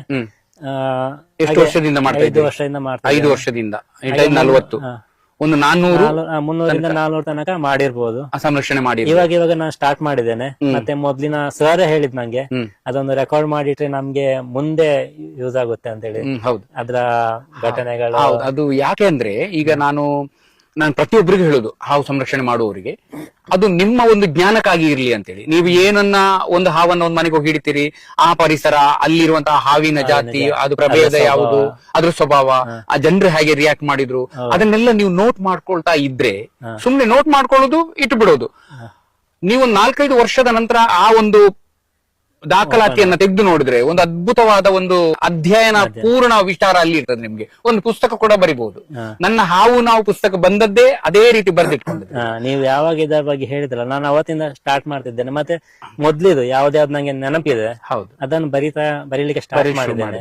ಅಂದ್ರೆ ಕೆಲವೆಲ್ಲ ರೆಕಾರ್ಡ್ ಮಾಡ್ತಾ ಹೋಗ್ತಿದ್ದೇನೆ. ಈಗ ನಾನು ಕೇಳಿದ ಒಂದು ಪ್ರಶ್ನೆ ಏನಂದ್ರೆ, ಎಷ್ಟು ಹಾವು ಹಿಡ್ದಿದ್ದೀರಿ, ಹಾವಿನ ಸಂಖ್ಯೆಯ ಬಗ್ಗೆ ಅಲ್ಲ, ಬಟ್ ಅಷ್ಟು ಸಂಖ್ಯೆಯ ಹಾವುಗಳನ್ನ ನೀವು ಹಿಡ್ದಿದ್ದೀರಿ ಅಂತ ಹೇಳಿದ್ರೆ ನಿಮ್ಮ ಆ ಪರಿಸರದಲ್ಲಿ ಅಷ್ಟು ಹಾವುಗಳು ಯಾರ್ಯಾರೋ ಕೈಗೂ ಬಿದ್ದು ಸಾಯುವಂತದ್ದೇ ಇರ್ತವೆ. ಅದೊಂದು ನಮ್ಗೊಂದು ಗಣತಿ ಲೆಕ್ಕ. ಅದು ನಾವು ಜನಗಣತಿ ಹೇಗೆ ಮಾಡ್ತೇವೆ ಅದೇ ರೀತಿ ಇದೊಂದು ಗಣತಿ ಇರ್ತದೆ. ಇನ್ನು ಒಂದು ಪ್ರಶ್ನೆ, ನಿಮ್ಮ ನೆಲ್ಲೂರಲ್ಲಿ, ಆಂಧ್ರ ಪ್ರದೇಶ ನೆಲ್ಲೂರೆಲ್ಲ ಒಂದೇ ಅಂತ ತಿಳ್ಕೊಳ್ಳುವ, ಅಲ್ಲಿ ಹಾವುಗಳ ಮತ್ತು ಜನಜೀವನದ ಸಂಬಂಧ ಹೇಗಿದೆ? ಜನರು ಹಾವನ್ನ ಯಾವ ರೀತಿ ನೋಡ್ತಾರೆ, ಯಾವ ದೃಷ್ಟಿಯಿಂದ ನೋಡ್ತಾರೆ? ಬಡ್ದು ಸಾಯಿಸ್ತಾರೋ, ತಕ್ಷಣ ಕಂಡು ಕೂಡಲೇ ಬಡ್ದು ಸಾಯಿಸ್ತಾರೋ, ಅಥವಾ ಹಾವು ಹಿಡಿಯೋರನ್ನ ಸಂರಕ್ಷಕರನ್ನ ಕರೀತಾರೋ, ಹೇಗೆ ಅಲ್ಲಿ ನಡೀತಾ ಇದೆ? ಸರ್ ಇದೊಂದು ವಿಷಯದಲ್ಲಿ ಇವಾಗನೂ ಸ್ವಲ್ಪ ಕನ್ಫ್ಯೂಷನ್ ಅಂತ ಹೇಳಿದ್ರೆ, ನಾರ್ಮಲ್ ಜನರು ನಾರ್ಮಲ್ ಹಾವು ಅವರಿಗೆ ಒಂದು ಹಾವು ಅಂದ್ರೆ ನಾಗರ ಹಾವು, ಅದ್ರ ಮೇಲೆ ಒಂದು ಭಯ ಮತ್ತೆ ಭಕ್ತಿ ಇದೆ. ಭಕ್ತಿ ಅಂತ ಹೇಳಿದ್ರೆ ಈಗ ನಮ್ಮಲ್ಲಿ ದಕ್ಷಿಣ ಕನ್ನಡದಲ್ಲಿ ಭಕ್ತಿ ಅಲ್ಲ, ಆ ರೀತಿ ಅಲ್ಲ, ನಾಗ ದೇವರು ಅನ್ನೋ ಒಂದು ಭಕ್ತಿ ಇಲ್ಲ. ಅದೊಂದು ಒಳ್ಳೆ ಹಾವು ಅಂತ, ಒಳ್ಳೆ ಹಾವು. ಒಂದು ಹೀಗೆ ಅಂದ್ರೆ ಒಂದು ಪೂಜೆ ಮಾಡುದಿಲ್ಲ ಅವರು, ಪೂಜೆ ಮಾಡುದಿಲ್ಲ. ಒಂದು ವೇಳೆ ನಾ ಕೇಳಿದ ಸುದ್ದಿ ಇದಕ್ಕಿಂತ ಮೊದಲು ನಾಗರ ಹಾವು ಹಿಡಿಯೋರಂದ್ರೆ ಅಲ್ಲಿ ಹಳ್ಳಿಗಳಲ್ಲೆಲ್ಲ ಹಾವಾಡಿಗರು ಇರ್ತಾರೆ, ಅವರನ್ನು ಕರಿತಿದ್ರಂತೆ. ಕರಿದು ಅವರೇನಂದ್ರೆ ಹಾವನ್ನು ಹಿಡಿಯೋದು, ಅದೇನೋ ತಲೆ ಕಟ್ ಮಾಡುದು ಅಂತೆ. ಅದಾದ್ಮೇಲೆ ಪಾಪ ಪರಿಹಾರಕ್ಕೋಸ್ಕರ ಹಾಲಿನ ತಲೆಗೆ ಹಾಲು ಹಾಕುದು, ಮತ್ತೆ ಅದ್ಯಾವ್ದೊಂದು ಮರದ ಅಡಿಯಲ್ಲಿ ಹೋಗಿ ಇರ್ತಿದ್ರಂತೆ. ಎಲ್ಲಿ? ನಿಮ್ಮ ನೆಲ್ಲೂರಲ್ಲಿ. ನೋಡಿ ಸರ್, ನಿಮ್ಮ ಮಾತಿಗೆ ಅಡ್ಡ ಬಂದೆ, ನಮ್ಮ ಇಲ್ಲಿ ಕೂಡ ಆ ಘಟನೆ ಒಂದು ವರ್ಗದ ಜನರು ಮಾಡ್ತಾ ಇದ್ರು. ಈಗ ಇಲ್ಲ, ಈಗ ನನ್ನ ಗಮನ ಬರ್ಲಿಲ್ಲ. ಅವ್ರು ಏನ್ ಮಾಡ್ತಾರಂದ್ರೆ, ಅವರ ವಟಾರಕ್ಕೆ, ನನ್ನ ಪುಸ್ತಕದಲ್ಲಿ ಈ ಮಾಹಿತಿಯನ್ನು ಕೊಟ್ಟಿದ್ದಾರೆ, ಅವರ ವಟಾರಕ್ಕೆ ಹಾವುಗಳು ಬಂದ್ರೆ ಅಥವಾ ಮನೆಯೊಳಗೆ ಹಾವು ಬಂದ್ರೆ ಅದನ್ನ ಹೊರಗೆ ಕಳಿಸುವಂತ ಒಂದು ಪ್ರಕ್ರಿಯೆ ಮಾಡ್ತಾರೆ, ಸಾರ್ತಾರೆ. ಅದನ್ನ ಸಾರುದಂದ್ರೆ ಕೈ ಮುಗ್ದು ಬೇಡೋದು, ನೀನು ಇಲ್ಲಿಂದ ಹೊರಟೋಗು 3 ಸಲ ಆ ರೀತಿ ಸಾರ್ತಾರಂತೆ. 3 ಸಲಕ್ಕೆ ಸಾರಿ ಅದು ಅಲ್ಲಿಂದ ಹೋಗದಿದ್ರೆ ಅದನ್ನ ಸಾಯಿಸ್ತಾರೆ. ಯಾವ ರೀತಿ ಸಾಯ್ತಾರೆ ಅಂದ್ರೆ, ತಲೆ ಕಡ್ದು, ನೀವು ಹೇಳಿದಾಗೆ ತಲೆಯನ್ನ ಕಡ್ದು ಅದರ ರುಂಡ ಮುಂಡ ಬೇರೆ ಮಾಡ್ತಾರೆ. ಅದರ ಮುಂಡವನ್ನ, ತಲೆಯನ್ನ ಗೋಸಂಪಿಗೆ ಮರ ಇದೆಯಲ್ಲ, ಈ ಹಾಲು ಬರ್ತದೆ ಅದ್ರಲ್ಲಿ ಬಿಳಿ ಸೊನೆ ಬರುವಂತ ಗೋಸಂಪಿಗೆ ಮರ, ಅದರ ಬುಡದಲ್ಲಿ ಹೊಂಡ ತೋಡಿ ಅದರ ಹಾವಿನ ಬಾಯಿಯನ್ನ ಮೇಲ್ಮುಖ ಮಾಡಿ ಅದನ್ನು ಹೂಳ್ತಾರೆ, ಮತ್ತೆ ಮರಕ್ಕೊಂದು ತೂತು ಮಾಡ್ತಾರೆ. ಅಲ್ಲಿಂದ ಆ ಬಿಳಿ ಹಾಲು ಹಾವಿನ ಬಾಯಿಗೆ ಬೀಳಬೇಕು ಅನ್ನೋ ಒಂದು ನಂಬಿಕೆ. ಇಲ್ಲಿ ಹಾಗೆಲ್ಲ. ಇನ್ನು ಉಳಿದ ಒಂದು ಪಾರ್ಟ್ ಇದೆಯಲ್ಲ, ಅದ್ರದ್ದು ಮುಂಡ ಇದೆಯಲ್ಲ, ರುಂಡವನ್ನ ಆ ರೀತಿ ಮಾಡಿದ್ರು. ಮುಂಡವನ್ನ ಚಂದ ಮಾಡಿ ಅವರು ಪಲ್ಯ ಮಾಡ್ತಾರೆ, ಸಾಂಬಾರು ಪಲ್ಯ ಮಾಡಿ ತಿಂತಾರಂತೆ. ನನ್ನ ಪುಸ್ತಕದಲ್ಲಿ ದಾಖಲು ಮಾಡಿದ್ದೇನೆ. ಅದೊಂದು ನಂಬಿಕೆ. ಅವರೊಂದು ಬುಡಕಟ್ಟು ಜನಾಂಗದವರಾಗಿದ್ರು, ಅವರೇ ಸ್ವತಃ ಹೇಳಿದ್ದು ಈ ಕಥೆಯನ್ನು. ಈಗ ಹಾಗೆಲ್ಲ ಇಲ್ಲಿ ನಾನ್ ಕೇಳಿದ ಅಂತ ಹೇಳಿದ್ರೆ, ತಲೆ ಕಡ್ದು ಹಾಲು ಹಾಕೋದು, ಮರದಡಿಯಲ್ಲಿ ಯಾವ್ದೊಂದು ಇರ್ತಾರೆ, ಆದ್ರೆ ಅದ್ರ ಹಾಲು ಬರುದಲ್ಲ, ಇವರೇ ಹಾಲನ್ನ ಹಾಕ್ತಿದ್ರು. ಹಾಕಿ ಮತ್ತೆ ನಾರ್ಮಲ್ ಇದು ತಿನ್ನೋದೆಲ್ಲ ಅದೆಲ್ಲ ವಿಷಯ ಗೊತ್ತಿಲ್ಲ, ಆದ್ರೆ ಅದನ್ನ ಕೊಲ್ತಿದ್ರೆ ಅದು ಗೊತ್ತುಂಟು. ಅಂದ್ರೆ ನಾನು ಈ ಫೀಲ್ಡ್ ಗೆ ಬರುವ ಮೊದ್ಲು ನಡೀತಿದ್ದದು. ಇವಾಗ ಮೋಸ್ಟ್ಲಿ ನನ್ನ ಕಾಂಟ್ಯಾಕ್ಟ್ ಇಲ್ಲದವರೆಲ್ಲ ಹಾಗೆ ಮಾಡೋ ಚಾನ್ಸಸ್ ಇರ್ಬೋದು. ಜನರಂದ್ರೆ ನಾರ್ಮಲ್ ಎಲ್ಲರಿಗೂ ಭಯ ಸರ್, ಭಯ ಇದೆ ಹಾವಿನ ಬಗ್ಗೆ, ಎಲ್ಲ ಕಡೆ ನಾರ್ಮಲ್ ಭಯ ಇದೆ. ಯಾವ್ದೇ ಈ ನಾಗರ ಹಾವನ್ ಬಿಟ್ಟು ಬೇರೆ ಯಾವ್ದೇ ಹಾವು ಬರ್ತಿದ್ರು ಅದನ್ನು ಫಸ್ಟ್ ಹೊಡಿಯೋದು. ಅದರಲ್ಲೂ ಇದು ಕೊಳಕು ಮಂಡಲ, ಅವರು ತೆಲುಗಲ್ಲಿ ರಕ್ತ ಪಿಂಜರಿ ಅಂತ ಹೇಳ್ತಾರೆ. ರಕ್ತ ಪಿಂಜರಿ ಹಾವು ಅಂತ ಹೇಳ್ತಾರೆ. ಅದರಲ್ಲಿ 2 ಇದೆ. ಅದೇ ಒಂದು ಪೆದ್ದ ಪಿಂಜರಿ ಅಂದ್ರೆ ದೊಡ್ಡ ಪಿಂಜರಿ, ದೊಡ್ಡ ಕೊಳಕು ಮಂಡಲ. ಇನ್ನೊಂದು ಚಿನ್ನ ಪಿಂಜರಿ ಅಂದ್ರೆ ಸಣ್ಣ ಪಿಂಜರಿ. ನಮ್ಗೆಲ್ಲ ಪಿಂಜರಿ ಒಂದೇ, ಅಂದ್ರೆ ಎಲ್ಲ ಕೊಳಕು. ಎರಡು ಬೇರೆ ಬೇರೆ ಕನ್ನಡಿ ಹಾವ ಅಥವಾ ಒಂದೇನಾ? ಅವ್ರು ಹೆಬ್ಬಾವಿಗೊಂದು ಅಲ್ಲ, ಕನ್ನಡಿ ಹಾವೆ. ಕನ್ನಡಿ ಹಾವಲ್ಲಿ ಕೆಲವು ಸೈಜ್ ದೊಡ್ಡದಿರ್ತದೆ, ಸಣ್ಣದಿರುತ್ತೆ, ಮತ್ತೆ ಅದರ ಕಲರ್ ಸ್ವಲ್ಪ ಬ್ರೌನಿಶ್ ಇರುತ್ತೆ, ಇನ್ನೊಂದ್ ಸ್ವಲ್ಪ ಅನೇಕ ವಿನ್ಯಾಸ ಇರ್ತದೆ. ಅದ್ರ ಬಗ್ಗೆ ಅವರು ಹೇಳುದು. ಕೊಳಕು ಮಂಡಲ ನೋಡಿದ ಕೂಡಲೇ ಅದನ್ನು ಹೊಡೆಯೋದು, ಅದನ್ನು ತಲೆಗೆ ಒಂದು ಪೆಟ್ಟು ಹೊಡೆಯೋದೆ. ಹೊಡೆದ ಮೇಲೆ ಅದನ್ನು ಸೈಡ್ಗೆ ಇದು ಮಾಡ್ತೇವೆ. ನಮ್ಮಾಗೆ ಅದನ್ನ ಸುಟ್ಟ ಹಾಕುದಂತ ಏನಿಲ್ಲ, ಅದೇ ಬಿಸಾಡಿ ಹೋಗ್ತಿದ್ರಂತೆ. ನಾನ್ ಕೇಳಿ ಬಂದ ವಿಷಯ. ಮತ್ತೆ ಬೇರೆ ಕೇರ ಹಾವೆಲ್ಲ ಬಂದ್ರೆ ಅದಕ್ಕೂ ಟ್ರೈ ಮಾಡ್ತಾರೆ ಹೊಡಿಲಿಕ್ಕೆ, ಆದ್ರೆ ಅದು ಸಿಕ್ತಿರ್ಲಿಲ್ಲ, ಬೇಗ ಸಿಗೋದಿಲ್ಲ. ಬೈ ಚಾನ್ಸ್ 2-3 ಕೇಸಸ್ ಅಂದ್ರೆ ನಾನು ಬೇರೆ ಕಡೆಯಿಂದ ನನ್ನ ಕಡೆ ಬಂದ ವಿಡಿಯೋ ನೋಡಿದ್ದೇನೆ. ಮತ್ತೆ ಅವರಿಗೆ ನಾನು ಮಾಹಿತಿ ಕೊಟ್ಟ ಅದಕ್ಕೆ ಕೆಲವು ವಾರ್ನಿಂಗ್ ಕೂಡ ಕೊಟ್ಟಿದ್ದೇನೆ. ಇವಾಗ ಮೊದ್ಲು ಬಹಳಷ್ಟು ನಡೆದಿದೆ. ಮತ್ತೆ ಗದ್ದೆ ಸೈಡ್ ಅಲ್ಲಿ ಹೊಲ ಗದ್ದೆಗಳಲ್ಲೆಲ್ಲ ನಾರ್ಮಲ್ ಅವರಿಗೆ ಕೆಲವು ಗೊತ್ತಿರುತ್ತೆ ಇದು ನೀರ ಹಾವು ಅಂತೇಳಿ, ಅದನ್ನ ಬಿಟ್ಟು ಬಿಡ್ತಾರೆ ಅವ್ರು. ಬಿಟ್ಬಿಡ್ತಾರೆ. ಅಂದ್ರೆ ಈಗ ನೀವು ಹೇಳುವಂತದ್ದು ಆ ಜನಜೀವನ ಕೃಷಿ ಪ್ರದೇಶಕ್ಕೆ ಸಂಬಂಧಪಟ್ಟ ಜನರೇ ಜಾಸ್ತಿ ಜನರ ಜಾಸ್ತಿ ಅಂದ್ರೆ ಅವರಿಂದಲೇ ಜಾಸ್ತಿ ಹಾನಿ ಆಗ್ತದೆ ಹಾನಿ ಹಾವಿಗೆ. ಆಗ್ತದೆ. ಆತ್ಮರಕ್ಷಣೆಗಾಗಿ ಅವ್ರು ಸಾಯಿಸ್ತಾರೆ. ಮಾಡೋದು ಹಾ. ಅಂದ್ರೆ ಅವರಿಗೆ ಹಾವಿನ ಒಂದು ಇಂಪಾರ್ಟೆನ್ಸ್ ಗೊತ್ತಿರ್ಲಿಲ್ಲ. ಹೌದು. ಗೊತ್ತಿರ್ಲಿಲ್ಲ. ಹಾಗೆ ಭಯ ಭಯ ಎಂಬುದು ಅಲ್ಲಿ ಕಾಮನ್ ಸರ್ ಎಲ್ಲರಿಗೆ. ಇವಾಗ ಕಾಲ್ ಬಂದ್ರೆ ಫಸ್ಟ್ ಸಿಟಿಯಲ್ಲಿ ಅದು ಇವಾಗ ನೆಲ್ಲೂರು ಎಂಬುದು ಮೊದ್ಲು ಫುಲ್ ಹೊಲಗದ್ದೆಗಳು. ಇವಾಗ ಸಿಟಿ ಅಂದ್ರೆ ಎಲ್ಲ ಕನ್ಸ್ಟ್ರಕ್ಷನ್ ನಡೀತಿದೆ. ನಂಗೆ ಕಾಲ್ ಬರುವಾಗ ಅಂತ ಪ್ಲೇಸ್ ಇಂದ ಬಂದ್ರೆ ಹಾವು ಬಂದ್ರೆ, ಸರ್ ಇದು ಹಾವಿದೆ, ನೀವು ಇದನ್ನು ಕೊಂಡೋಗಿ ಅಂತ ಹೇಳಿ ನಾನು ಅವ್ರಿಗೆ ಫಸ್ಟ್ ಕಾಲ್ ಮಾಡೋದು. ಫಸ್ಟ್ ನೀವು ಕಾಲ್ ಮಾಡೋ ಕೇಳ್ತಿದ್ದೆ, ನೀವು ಹೊಡಿತೀರಾ ಕೊಂಡೋಗ್ತೀರಾ ಅಂತ ಹೇಳಿ ಕಾಲ್ ಮಾಡಿ ಕೇಳೋದು. ಅದಕ್ಕೆ ನಾನು ಹೇಳುದು, ಸರ್ ನನ್ನ ಕೆಲಸ ಹಾವನ್ನು ರಕ್ಷಿಸೋದು, ಹಾವನ್ನು ಸಂರಕ್ಷಣೆ ಮಾಡಿ ನಾನು ಅಡವಿಗೆ ಬಿಡ್ತೇನೆ. ನನಗೆ ಫಸ್ಟ್ ಫಾರೆಸ್ಟ್ ಅವರಿಗೆ ಇನ್ಫಾರ್ಮೇಶನ್ ಕೊಡ್ಬೇಕು. ಅವರಿಗೆ ಇನ್ಫಾರ್ಮೇಶನ್ ಕೊಟ್ಟು ನಾನು ಅಡವಿಗೆ ಬಿಡ್ತೇನೆ. ನೀವು ನನ್ನಿಂದ ಅದನ್ನು ಜೀವ ಹಾನಿ ಬಗ್ಗೆ ನನ್ನಿಂದ ಎಕ್ಸ್ಪೆಕ್ಟ್ ಮಾಡಬೇಡಿ. ಅಂದ್ರೆ ಅವರ ಒಂದು ಇಚ್ಛೆ ಏನು, ಅದನ್ನ ಸಾಯಿಸ್ಬೇಕಂತ ಇರ್ತದ? ಸಾಯಿಸ್ಬೇಕಂತಲ್ಲ, ಅವರು ಒಟ್ಟು ಅದನ್ನ ಬ್ಯಾಕ್ ಎಂಡ್ ಅಲ್ಲಿ ಅದನ್ನು ಮುಂದೆ ಬರಬಾರ್ದು, ಅವರ ಏರಿಯಾಕ್ಕೆ ಅದು ಬರಬಾರ್ದು. ಆ ರೀತಿ ಅದನ್ನ ನಿವಾರಣೆ ಮಾಡ್ಬೇಕು. ಅಂದ್ರೆ ಬ್ಯಾಕ್ ಎಂಡ್ ಅಲ್ಲಿ ಒಂದು ಬೇಕಾದ್ರೆ ಏನು ಬೇಕಾದ್ರೂ ಮಾಡಿ, ಸಾಯಿಸೋದು ಇರ್ಬೋದು, ಕೊಂಡೋಗಿ ಬಿಡುವುದು ನಿಮ್ಗೆ ಸಂಬಂಧಪಟ್ಟದ್ದು. ಬಟ್ ಅದು ಮತ್ತೆ ಬರಬಾರ್ದು. ಅಂದ್ರೆ ಅವರ ಏರಿಯಾದಲ್ಲಿ ಅದರ ಕೊಲೆ ಆಗ್ಬಾರ್ದು. ಹೌದಾ? ಅವರ ಏರಿಯಾದಲ್ಲಿ ಕೊಲೆ ಆಗ್ಬಾರ್ದು, ಅದರ ಕೊಲೆ ಆಗ್ಬಾರ್ದು ಅಂತದೊಂದು ಥಾಟ್. ಆಗ ನಾನು ವಾರ್ನಿಂಗ್ ಕೂಡ ಕೊಟ್ಟಿದ್ದಾರೆ. ಕೆಲವರು ಆ ರೀತಿಯವರು ಕೆಲವರು ಇದ್ದಾರೆ ಬಹಳಷ್ಟು. ನಿಮ್ಮ ಈ ಕ್ಷೇತ್ರದಲ್ಲಿ ಕೆಲಸ ಮಾಡ್ತಾ ಇರುವಾಗ ನಿಮ್ಗೆ ಏನಾದ್ರು ಕಹಿ ಘಟನೆ ನಡೆದಿದ್ಯಾ? ನಿಮ್ಗೂ ಅದು ನಿಮ್ಮ ಅನುಭವ ಎಲ್ಲರಿಗೂ ಗೊತ್ತಿದೆ, ಎಲ್ಲಾ ಕ್ಷೇತ್ರದಲ್ಲಿ. ಅಂದ್ರೆ ಪರ್ಟಿಕ್ಯುಲರ್ ಇದು ಉರಗ ಅಂತ ಹೇಳುವಾಗ ನಮ್ಗೆ ಹಾವಿನಿಂದ ಆಗೋ ತೊಂದರೆ ಕಡಿಮೆ. ಹಿಡಿಯುವಾಗ ಅದನ್ನು ಸಂರಕ್ಷಿಸುವಾಗ ಹಾವಿನಿಂದ ಆಗೋ ತೊಂದರೆ ಬಹಳ ಕಡಿಮೆ. ಅಂದ್ರೆ ನಮ್ಗೂ ಆಗುತ್ತೆ. ಆದ್ರೆ ಅದರ ಪಬ್ಲಿಕ್ ಸುತ್ತಲಿನ ಜನರ ವರ್ತನೆಗಳು ಕೆಲವು ಬಹಳಷ್ಟು ಹಿಂಸೆ, ಬಹಳಷ್ಟು. ಅಂದ್ರೆ ಅದು ಕೆಲವು ಸಲ ನಮ್ಮ ಜೀವಕ್ಕೂ ತೊಂದರೆ ಆಗುವಂತ ಪರಿಸ್ಥಿತಿ ಬಂದಿದೆ.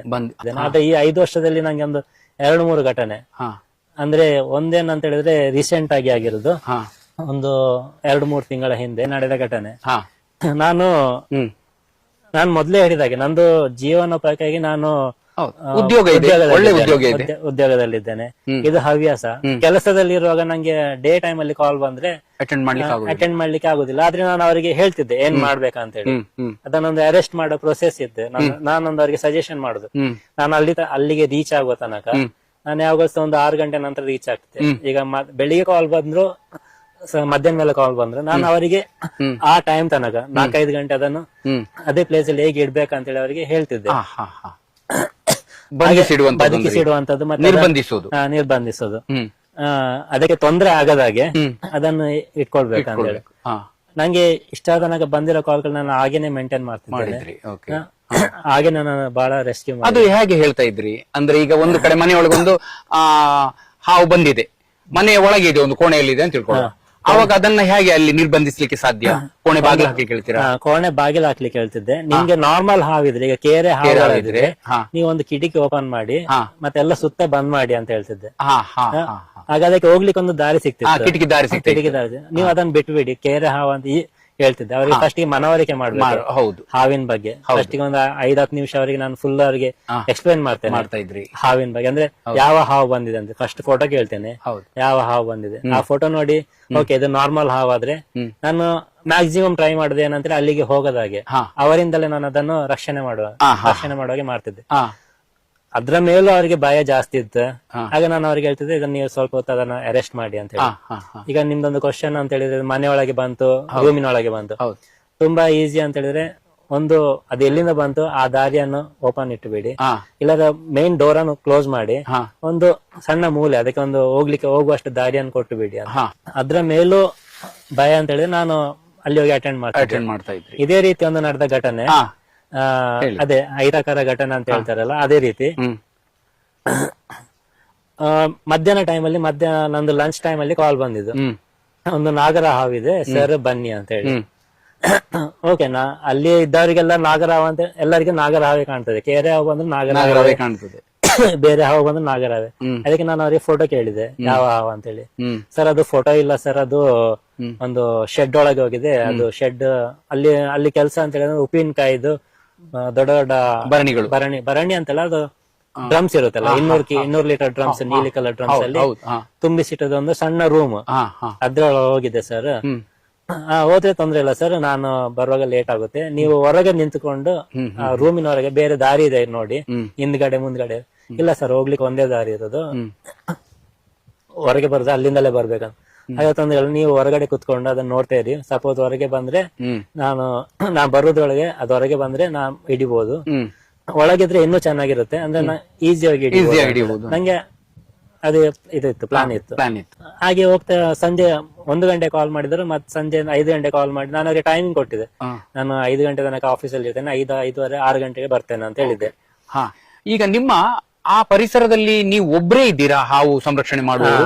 ಇದೊಂದು ಯಾಕಂದ್ರೆ ನನಗೆ ನೀವು ಕೇಳುವಾಗ ನೀವು ಮಧ್ಯಾಹ್ನ 1 ಗಂಟೆಗೆ ಕಾಲ್ ಮಾಡಿ 5 ಗಂಟೆಗೆ ನೀವು ಹೋಗ್ಬೇಕಾದ್ರೆ ಅಲ್ಲಿ ಅಕ್ಕಪಕ್ಕದಲ್ಲಿ ಯಾರು ಸಂರಕ್ಷಕರ ಅಂತೇಳಿ ಇಲ್ಲ ಸರ್, ಯಾರು ಇಲ್ಲ. ನಾನು ಅಂತ ಹೇಳಿದ್ರೆ ನಾನು ಸರ್ಟಿಫೈಡ್ ಅಂದ್ರೆ ಅರಣ್ಯ ಇಲಾಖೆಯವರ ಜೊತೆ ಕೊಟ್ಟು ಪಡೆದಂದ್ರೆ ಏಕೈಕ ವ್ಯಕ್ತಿ ಅಂತ ಹೇಳಿ ಮೌಖಿಕವಾಗಿ ನಿಮ್ಗೆ ಅನುಮತಿ ಕೊಟ್ಟಿದ್ದಾರೆ, ಸಂರಕ್ಷಣೆ ನೀವು ಮಾಡಬಹುದು. ಅದು ಬಹಳ ಒಳ್ಳೆ ಪರ್ಸನ್ ಅಂತ ಹೇಳ್ಬೋದು ನಿಮ್ಮಲ್ಲಿ ನೆಲ್ಲೂರು ಜಿಲ್ಲೆಗೆ. ಹಾಗಾಗಿ ನೋಡಿ, ನಿಮ್ಮ ಜವಾಬ್ದಾರಿ ಬಹಳ ದೊಡ್ಡದಿರ್ತದೆ ಅಲ್ಲಿ. ತುಂಬಾ ಒಂದು 4-5 ಜನ ವರ್ಗ ಸಂರಕ್ಷಕರು ಇದ್ದಾಗ ನೀವು ಬರದಿದ್ರು ಇನ್ನೊಬ್ರಿಗೆ ಟ್ರಾನ್ಸ್ಫರ್ ಮಾಡಬಹುದು. ಇಲ್ಲದಿದ್ರೆ ಈಗ ಜನ ಒಂದು ಖುಷಿ ಕೊಡುವಂತದ್ದು ಏನಂದ್ರೆ, ಮಧ್ಯಾಹ್ನ 1 ಗಂಟೆಯಿಂದ 5 ಗಂಟೆ ತನಕ ಕಾಯ್ತಾರ ಅಂತ ಹೇಳಿದ್ರೆ ಆ ಜನರು ಗ್ರೇಟ್. ಒಂದು ರೀತಿಯಲ್ಲಿ ಅವರ ಆಲೋಚನೆಗೂ ನಾವು ಧನ್ಯವಾದ. ಯಾಕಂದ್ರೆ ಸಾಯಿಸದೆ 4-5 ಗಂಟೆ ಯಾರು ಕಾಯ್ತಾರೆ ಮಾರೆ. ಒಂದು ಮಾಧ್ಯಮ ಅದನ್ನು ಸಂರಕ್ಷಿಸ, ಆದ್ರೆ ಫಸ್ಟ್ ಥಾಟ್ ಬರೋದು ಅವರಿಗೆ ಬರ್ತದೆ, ಅಂದ್ರೆ ಅದನ್ನು ರಕ್ಷಿಸಬೇಕು. ಹೌದು, ನಾನು ಬಹಳಷ್ಟು ಅವರನ್ನ ಅಪ್ರಿಶಿಯೇಟ್ ಮಾಡ್ಬೇಕು. ನಾನು ಬಹಳಷ್ಟು ಸಲ ಹೇಳಿದ್ದೇನೆ ಅವರಿಗೂ, ಸರ್ ನಾನು ಉರಗ ರಕ್ಷಕರು ಎಂಬುದೊಂದು ಮಾಧ್ಯಮ ಸರ್. ಅಂದ್ರೆ ನಮ್ಗೊಂದು ಕಲೆ ಕೊಟ್ಟಿದ್ದಾರೆ, ನಮ್ಗೊಂದು ನಾಲೆಜ್ ಇದೆ ಹೇಗೆ ರಕ್ಷಿಸ್ಬೇಕಂತ ಹೇಳಿ. ರಕ್ಷಣೆಗೆ ಸ್ಫೂರ್ತಿ ಇವರು, ಸ್ಫೂರ್ತಿ ಅವರು. ಹಾಗೆ ಅವತ್ತು ಕಾಲ್ ಬಂದದನ್ನು 5 ಗಂಟೆ 6 ಗಂಟೆ ನಾನು ಅಲ್ಲಿ ಹೋದ್ರಿ.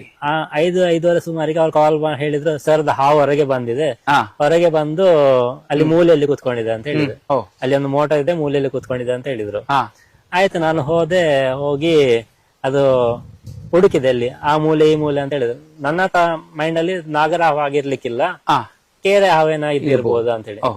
ಅಂದ್ರೆ ಸಿಟಿ ಒಳಗಡೆ ಇದೆ, ಅಷ್ಟ ಇದ್ರಲ್ಲಿ ಬರ್ಲಿಕ್ಕಿಲ್ಲ ಅಂತ ಹೇಳಿ ಹೋದೆ. ಫಸ್ಟ್ ಅವರು ತೋರಿಸಿದ ಇದ್ರೊಳಗೆ ಹೋದೆ, ಅದು ಉಪ್ಪಿನಕಾಯಿನ ಕೋಣೆ ಒಳಗೆ ಹೋದೆ. ಅಲ್ಲಿ ಫುಲ್ ಇಕ್ಕಟ್ಟು ಅಂತ ಹೇಳಿ ಡ್ರಮ್ 200 ಲೀಟರ್ ಡ್ರಮ್ಸ್ 10 ಡ್ರಮ್ ಇಟ್ಟಿದ್ರು ಲೈನ್ ಅಲ್ಲಿ. ಅದನ್ನು ತೆಗಿಲಿಕ್ಕೆ ಆಗಲ್ಲ, ಯಾಕಂದ್ರೆ ಫುಲ್ ಇದೆ. ಆದ್ರೂ ಏನೋ ಧೈರ್ಯದಲ್ಲಿ ನಾಗರ ಕೇರೆ ಹಾವ ಅಂತ ಹೇಳಿ ಇದು ಮಾಡಿದೆ, ಮೈಂಡ್ ಅಲ್ಲಿ ಅದೇ ಇರ್ತದೆ. ಮತ್ತೆ ಇವರು ಹೇಳಿದ್ರು, ಇಲ್ಲ ಸರ್ ಅದು, ನಾನ್ ಕೇಳಿದೆ ಅದು ನಿಮ್ಗೆ ಹೆಡೆ ಇಟ್ಟಿದ ಇದು ಇಟ್ಟಿದ ಅಂತ.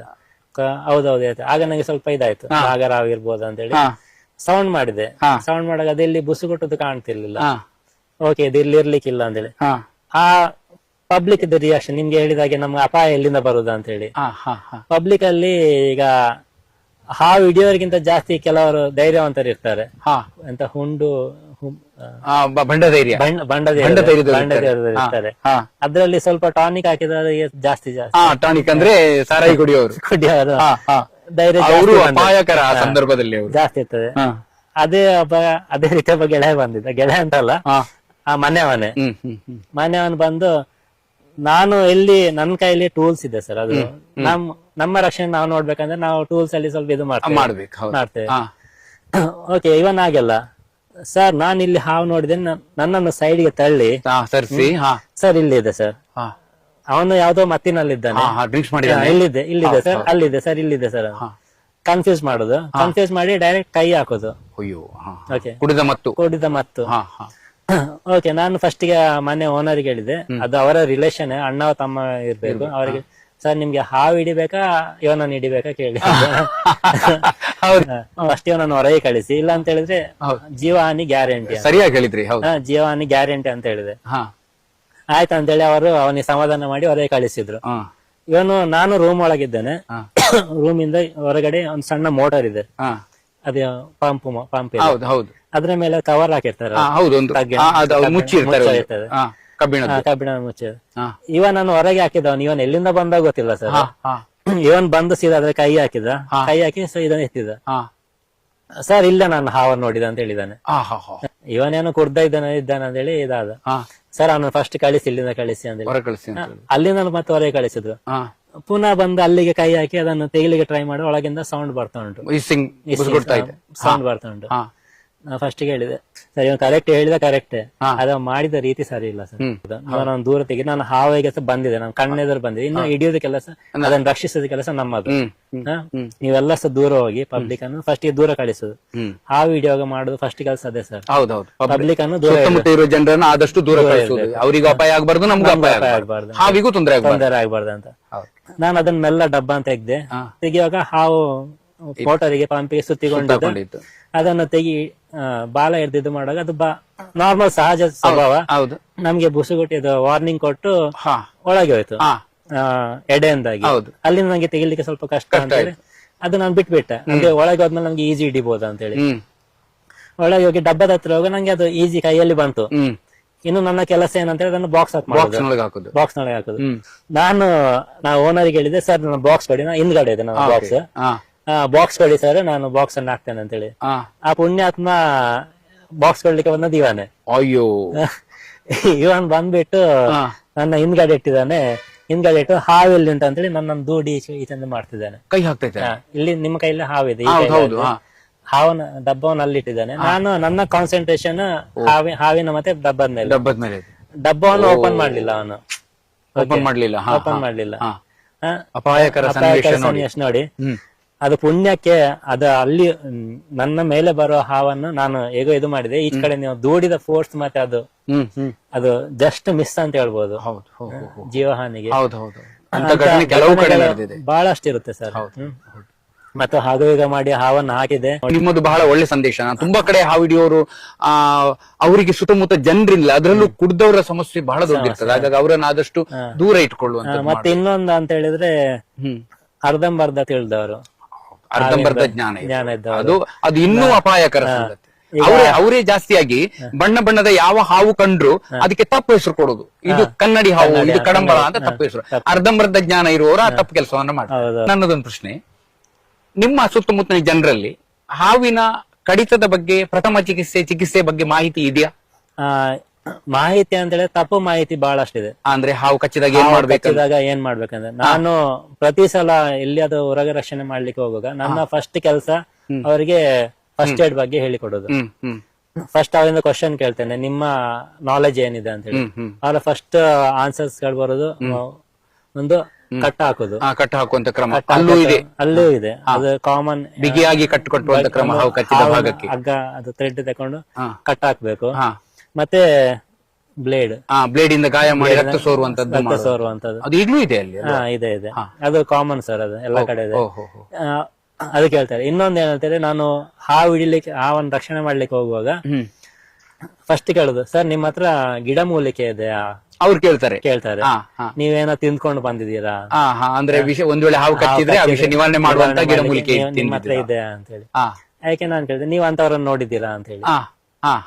ಅಂತವ್ರು ನಿಮ್ಗೆ ಗೊತ್ತಿದೆ ಅಂತ.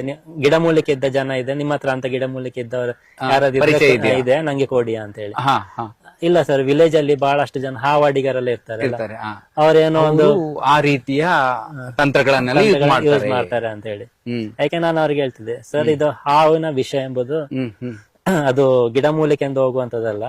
ಅದಕ್ಕೆ ಸ್ಪೆಷಲ್ ಆಗಿ ಒಂದು ಅಲೋಪತಿಯಲ್ಲಿ ಇದು ಮದ್ದಿದೆ, ಅದೇ ತಕೊಳ್ಬೇಕು. ಅದು ನಾವಾಗೆ ತಕೊಳ್ಳಿಕ್ಕೆ ಆಗುದಿಲ್ಲ. ಅದು ನೀವು ಅಲ್ಲಿಗೆ ಹೋಗಿ ಡಾಕ್ಟರ್ ಹತ್ರ ಹೋಗಿ ಅವರ ಟೆಸ್ಟ್ ನಂತರ ಅವರಾಗಿ ಕೊಡುವಂತದ್ದು ಇದು. ಮತ್ತೆ ನೀವು ಅರ್ಧಂಬರ್ಧ ಗೊತ್ತಿದ್ದು ನೀವು ಅದನ್ನು ಅದಿದೆ ಇದಿದೆ ನಮ್ಮ ಹತ್ರ ಅದು ಮದ್ದಿದೆ, ನಾವು ಅದು ತಕೊಂಡು ಮತ್ತೆ ಹಾವನ್ನು ಹಿಡಿತೇವೆ, ಅದೆಲ್ಲ ನಿಮ್ಮ ತಪ್ಪು ಮಾಹಿತಿಗಳಂತ ಹೇಳ್ತಿದ್ದೆ. ಅವರಿಗೆ ಸರಿಯಾದ ಮಾಹಿತಿಯನ್ನು ಕೊಡ್ತೇನೆ. ಮತ್ತೆ ಫಸ್ಟ್ ಏಡ್ ಹೇಗೆ ಮಾಡ್ಬೇಕಂತ ಹೇಳಿ ಅದ್ರ ಬಗ್ಗೆ ಮಾಹಿತಿ ಕೊಡ್ತೀರಿ. ಇದೆಲ್ಲ ನಾಲೆಜ್ ಸಿಕ್ಕಿದ್ದು ನಿಮ್ಮಿಂದಲೇ. ನೀವು ನಮ್ಮಿಂದ ಅಂದ್ರೆ ಮ್ಯಾಕ್ಸಿಮಮ್ ಅಂದ್ರೆ ನಿಮ್ಮ ಸಹಕಾರ ಮತ್ತೆ ನಿಮ್ಮ ಅವಾಗ ಕೊಡ್ತಿದ್ದ ಮಾಹಿತಿಯನ್ನೇ ನಾನು ಅವರಿಗೆ ಕೊಡ್ತಿದ್ದೆ. ನಿಮಗೆ ಅರಣ್ಯ ಇಲಾಖೆಯವರ ಸಹಕಾರ ಹೇಗಿದೆ ನಿಮ್ಮ ಈ ಸೇವೆಯಲ್ಲಿ? ಅರಣ್ಯ ಇಲಾಖೆಯಿಂದ ನಂಗೆ ಮೌಖಿಕವಾಗಿ ಬಹಳಷ್ಟು ಸಹಕಾರ ಇದೆ. ಮೌಖಿಕ ಅಂದ್ರೆ ಅವರು ನಿಮ್ಗೆ ಬರವಣಿಗೆಯಲ್ಲಿ ಅನುಮತಿ ಪರವಾನಗಿ ಅಂತ ಏನಿಲ್ಲ, ನೀವು ಅದನ್ನ ಟ್ರೈ ಮಾಡಿದ್ದೀರಾ? ಅಂದ್ರೆ ನಾನು ಫಸ್ಟ್ ಹವ್ಯಾಸ ನಂಗೆ ಆರಂಭವಾದಾಗ ನಂಗೆ ಅದ್ರ ಬಗ್ಗೆ ಏನ್ ನಾಲೆಜ್ ಇಲ್ಲ. ನಂಗೆ ಹಾವು ಹಿಡಿಬೇಕು, ಹಾವನ್ನು ರಕ್ಷಣೆ ಮಾಡ್ಬೇಕು ಅಷ್ಟೇ ಗೊತ್ತಿರೋದು. ಅದಕ್ಕೊಂದು ಕಾನೂನು ಇದೆ ಅಂತ ನಂಗೆ ಗೊತ್ತಿರಲಿಲ್ಲ. ಆಮೇಲೆ ನಾನು ಗುರುರಾಜ್ ಸರ್ ಫೋನ್ ಮಾಡಿ ಕೇಳಿದೆ, ಸರ್ ನಂಗೀಗ ಅದೇ ಫೀಲ್ಡ್ ನಾನು ಮುಂದುವರಿಬೇಕಂತಿದ್ದೇನೆ. ಅದನ್ನೇ ನಾನು ಸ್ವಲ್ಪ ಹವ್ಯಾಸವನ್ನು ಸ್ವಲ್ಪ ನಾನು ಪ್ರೊಫೆಷನಲ್ ಆಗಿ ನಾನು ನಿಮ್ಗೆ ಒಂದಷ್ಟು ಮಾಹಿತಿಯನ್ನು ಕೊಟ್ಟೆ, ಆನಂತರ ನೀವು ಟ್ರೈ ಮಾಡಿದ್ರೆ ಅದಕ್ಕೆ. ಆಮೇಲೆ ನೀವು ಹೇಳಿದಾಗೆ ನಾನು ಅರಣ್ಯ ಇಲಾಖೆಗೆ ಹೋದೆ. ಅರಣ್ಯ ಇಲಾಖೆಗೆ ಹೋದ್ಮೇಲೆ ಅವರೊಂದು ನಂಗೆ ಹೇಳಿದ್ರು, ಆಂಧ್ರದಲ್ಲಿ ಇಲ್ಲಿಯವರೆಗೆ ಅಂತ ಒಂದು ಸಿಸ್ಟಮ್ ಬಂದಿಲ್ಲ. ಅಂದ್ರೆ ಹಾವು ಸಂರಕ್ಷಕರಿಗೆ ಒಂದು ಪರವಾನಗಿ ಅಂತ ಕೊಡುವಂತ ವ್ಯವಸ್ಥೆ ಇನ್ನು ಬಂದಿಲ್ಲ.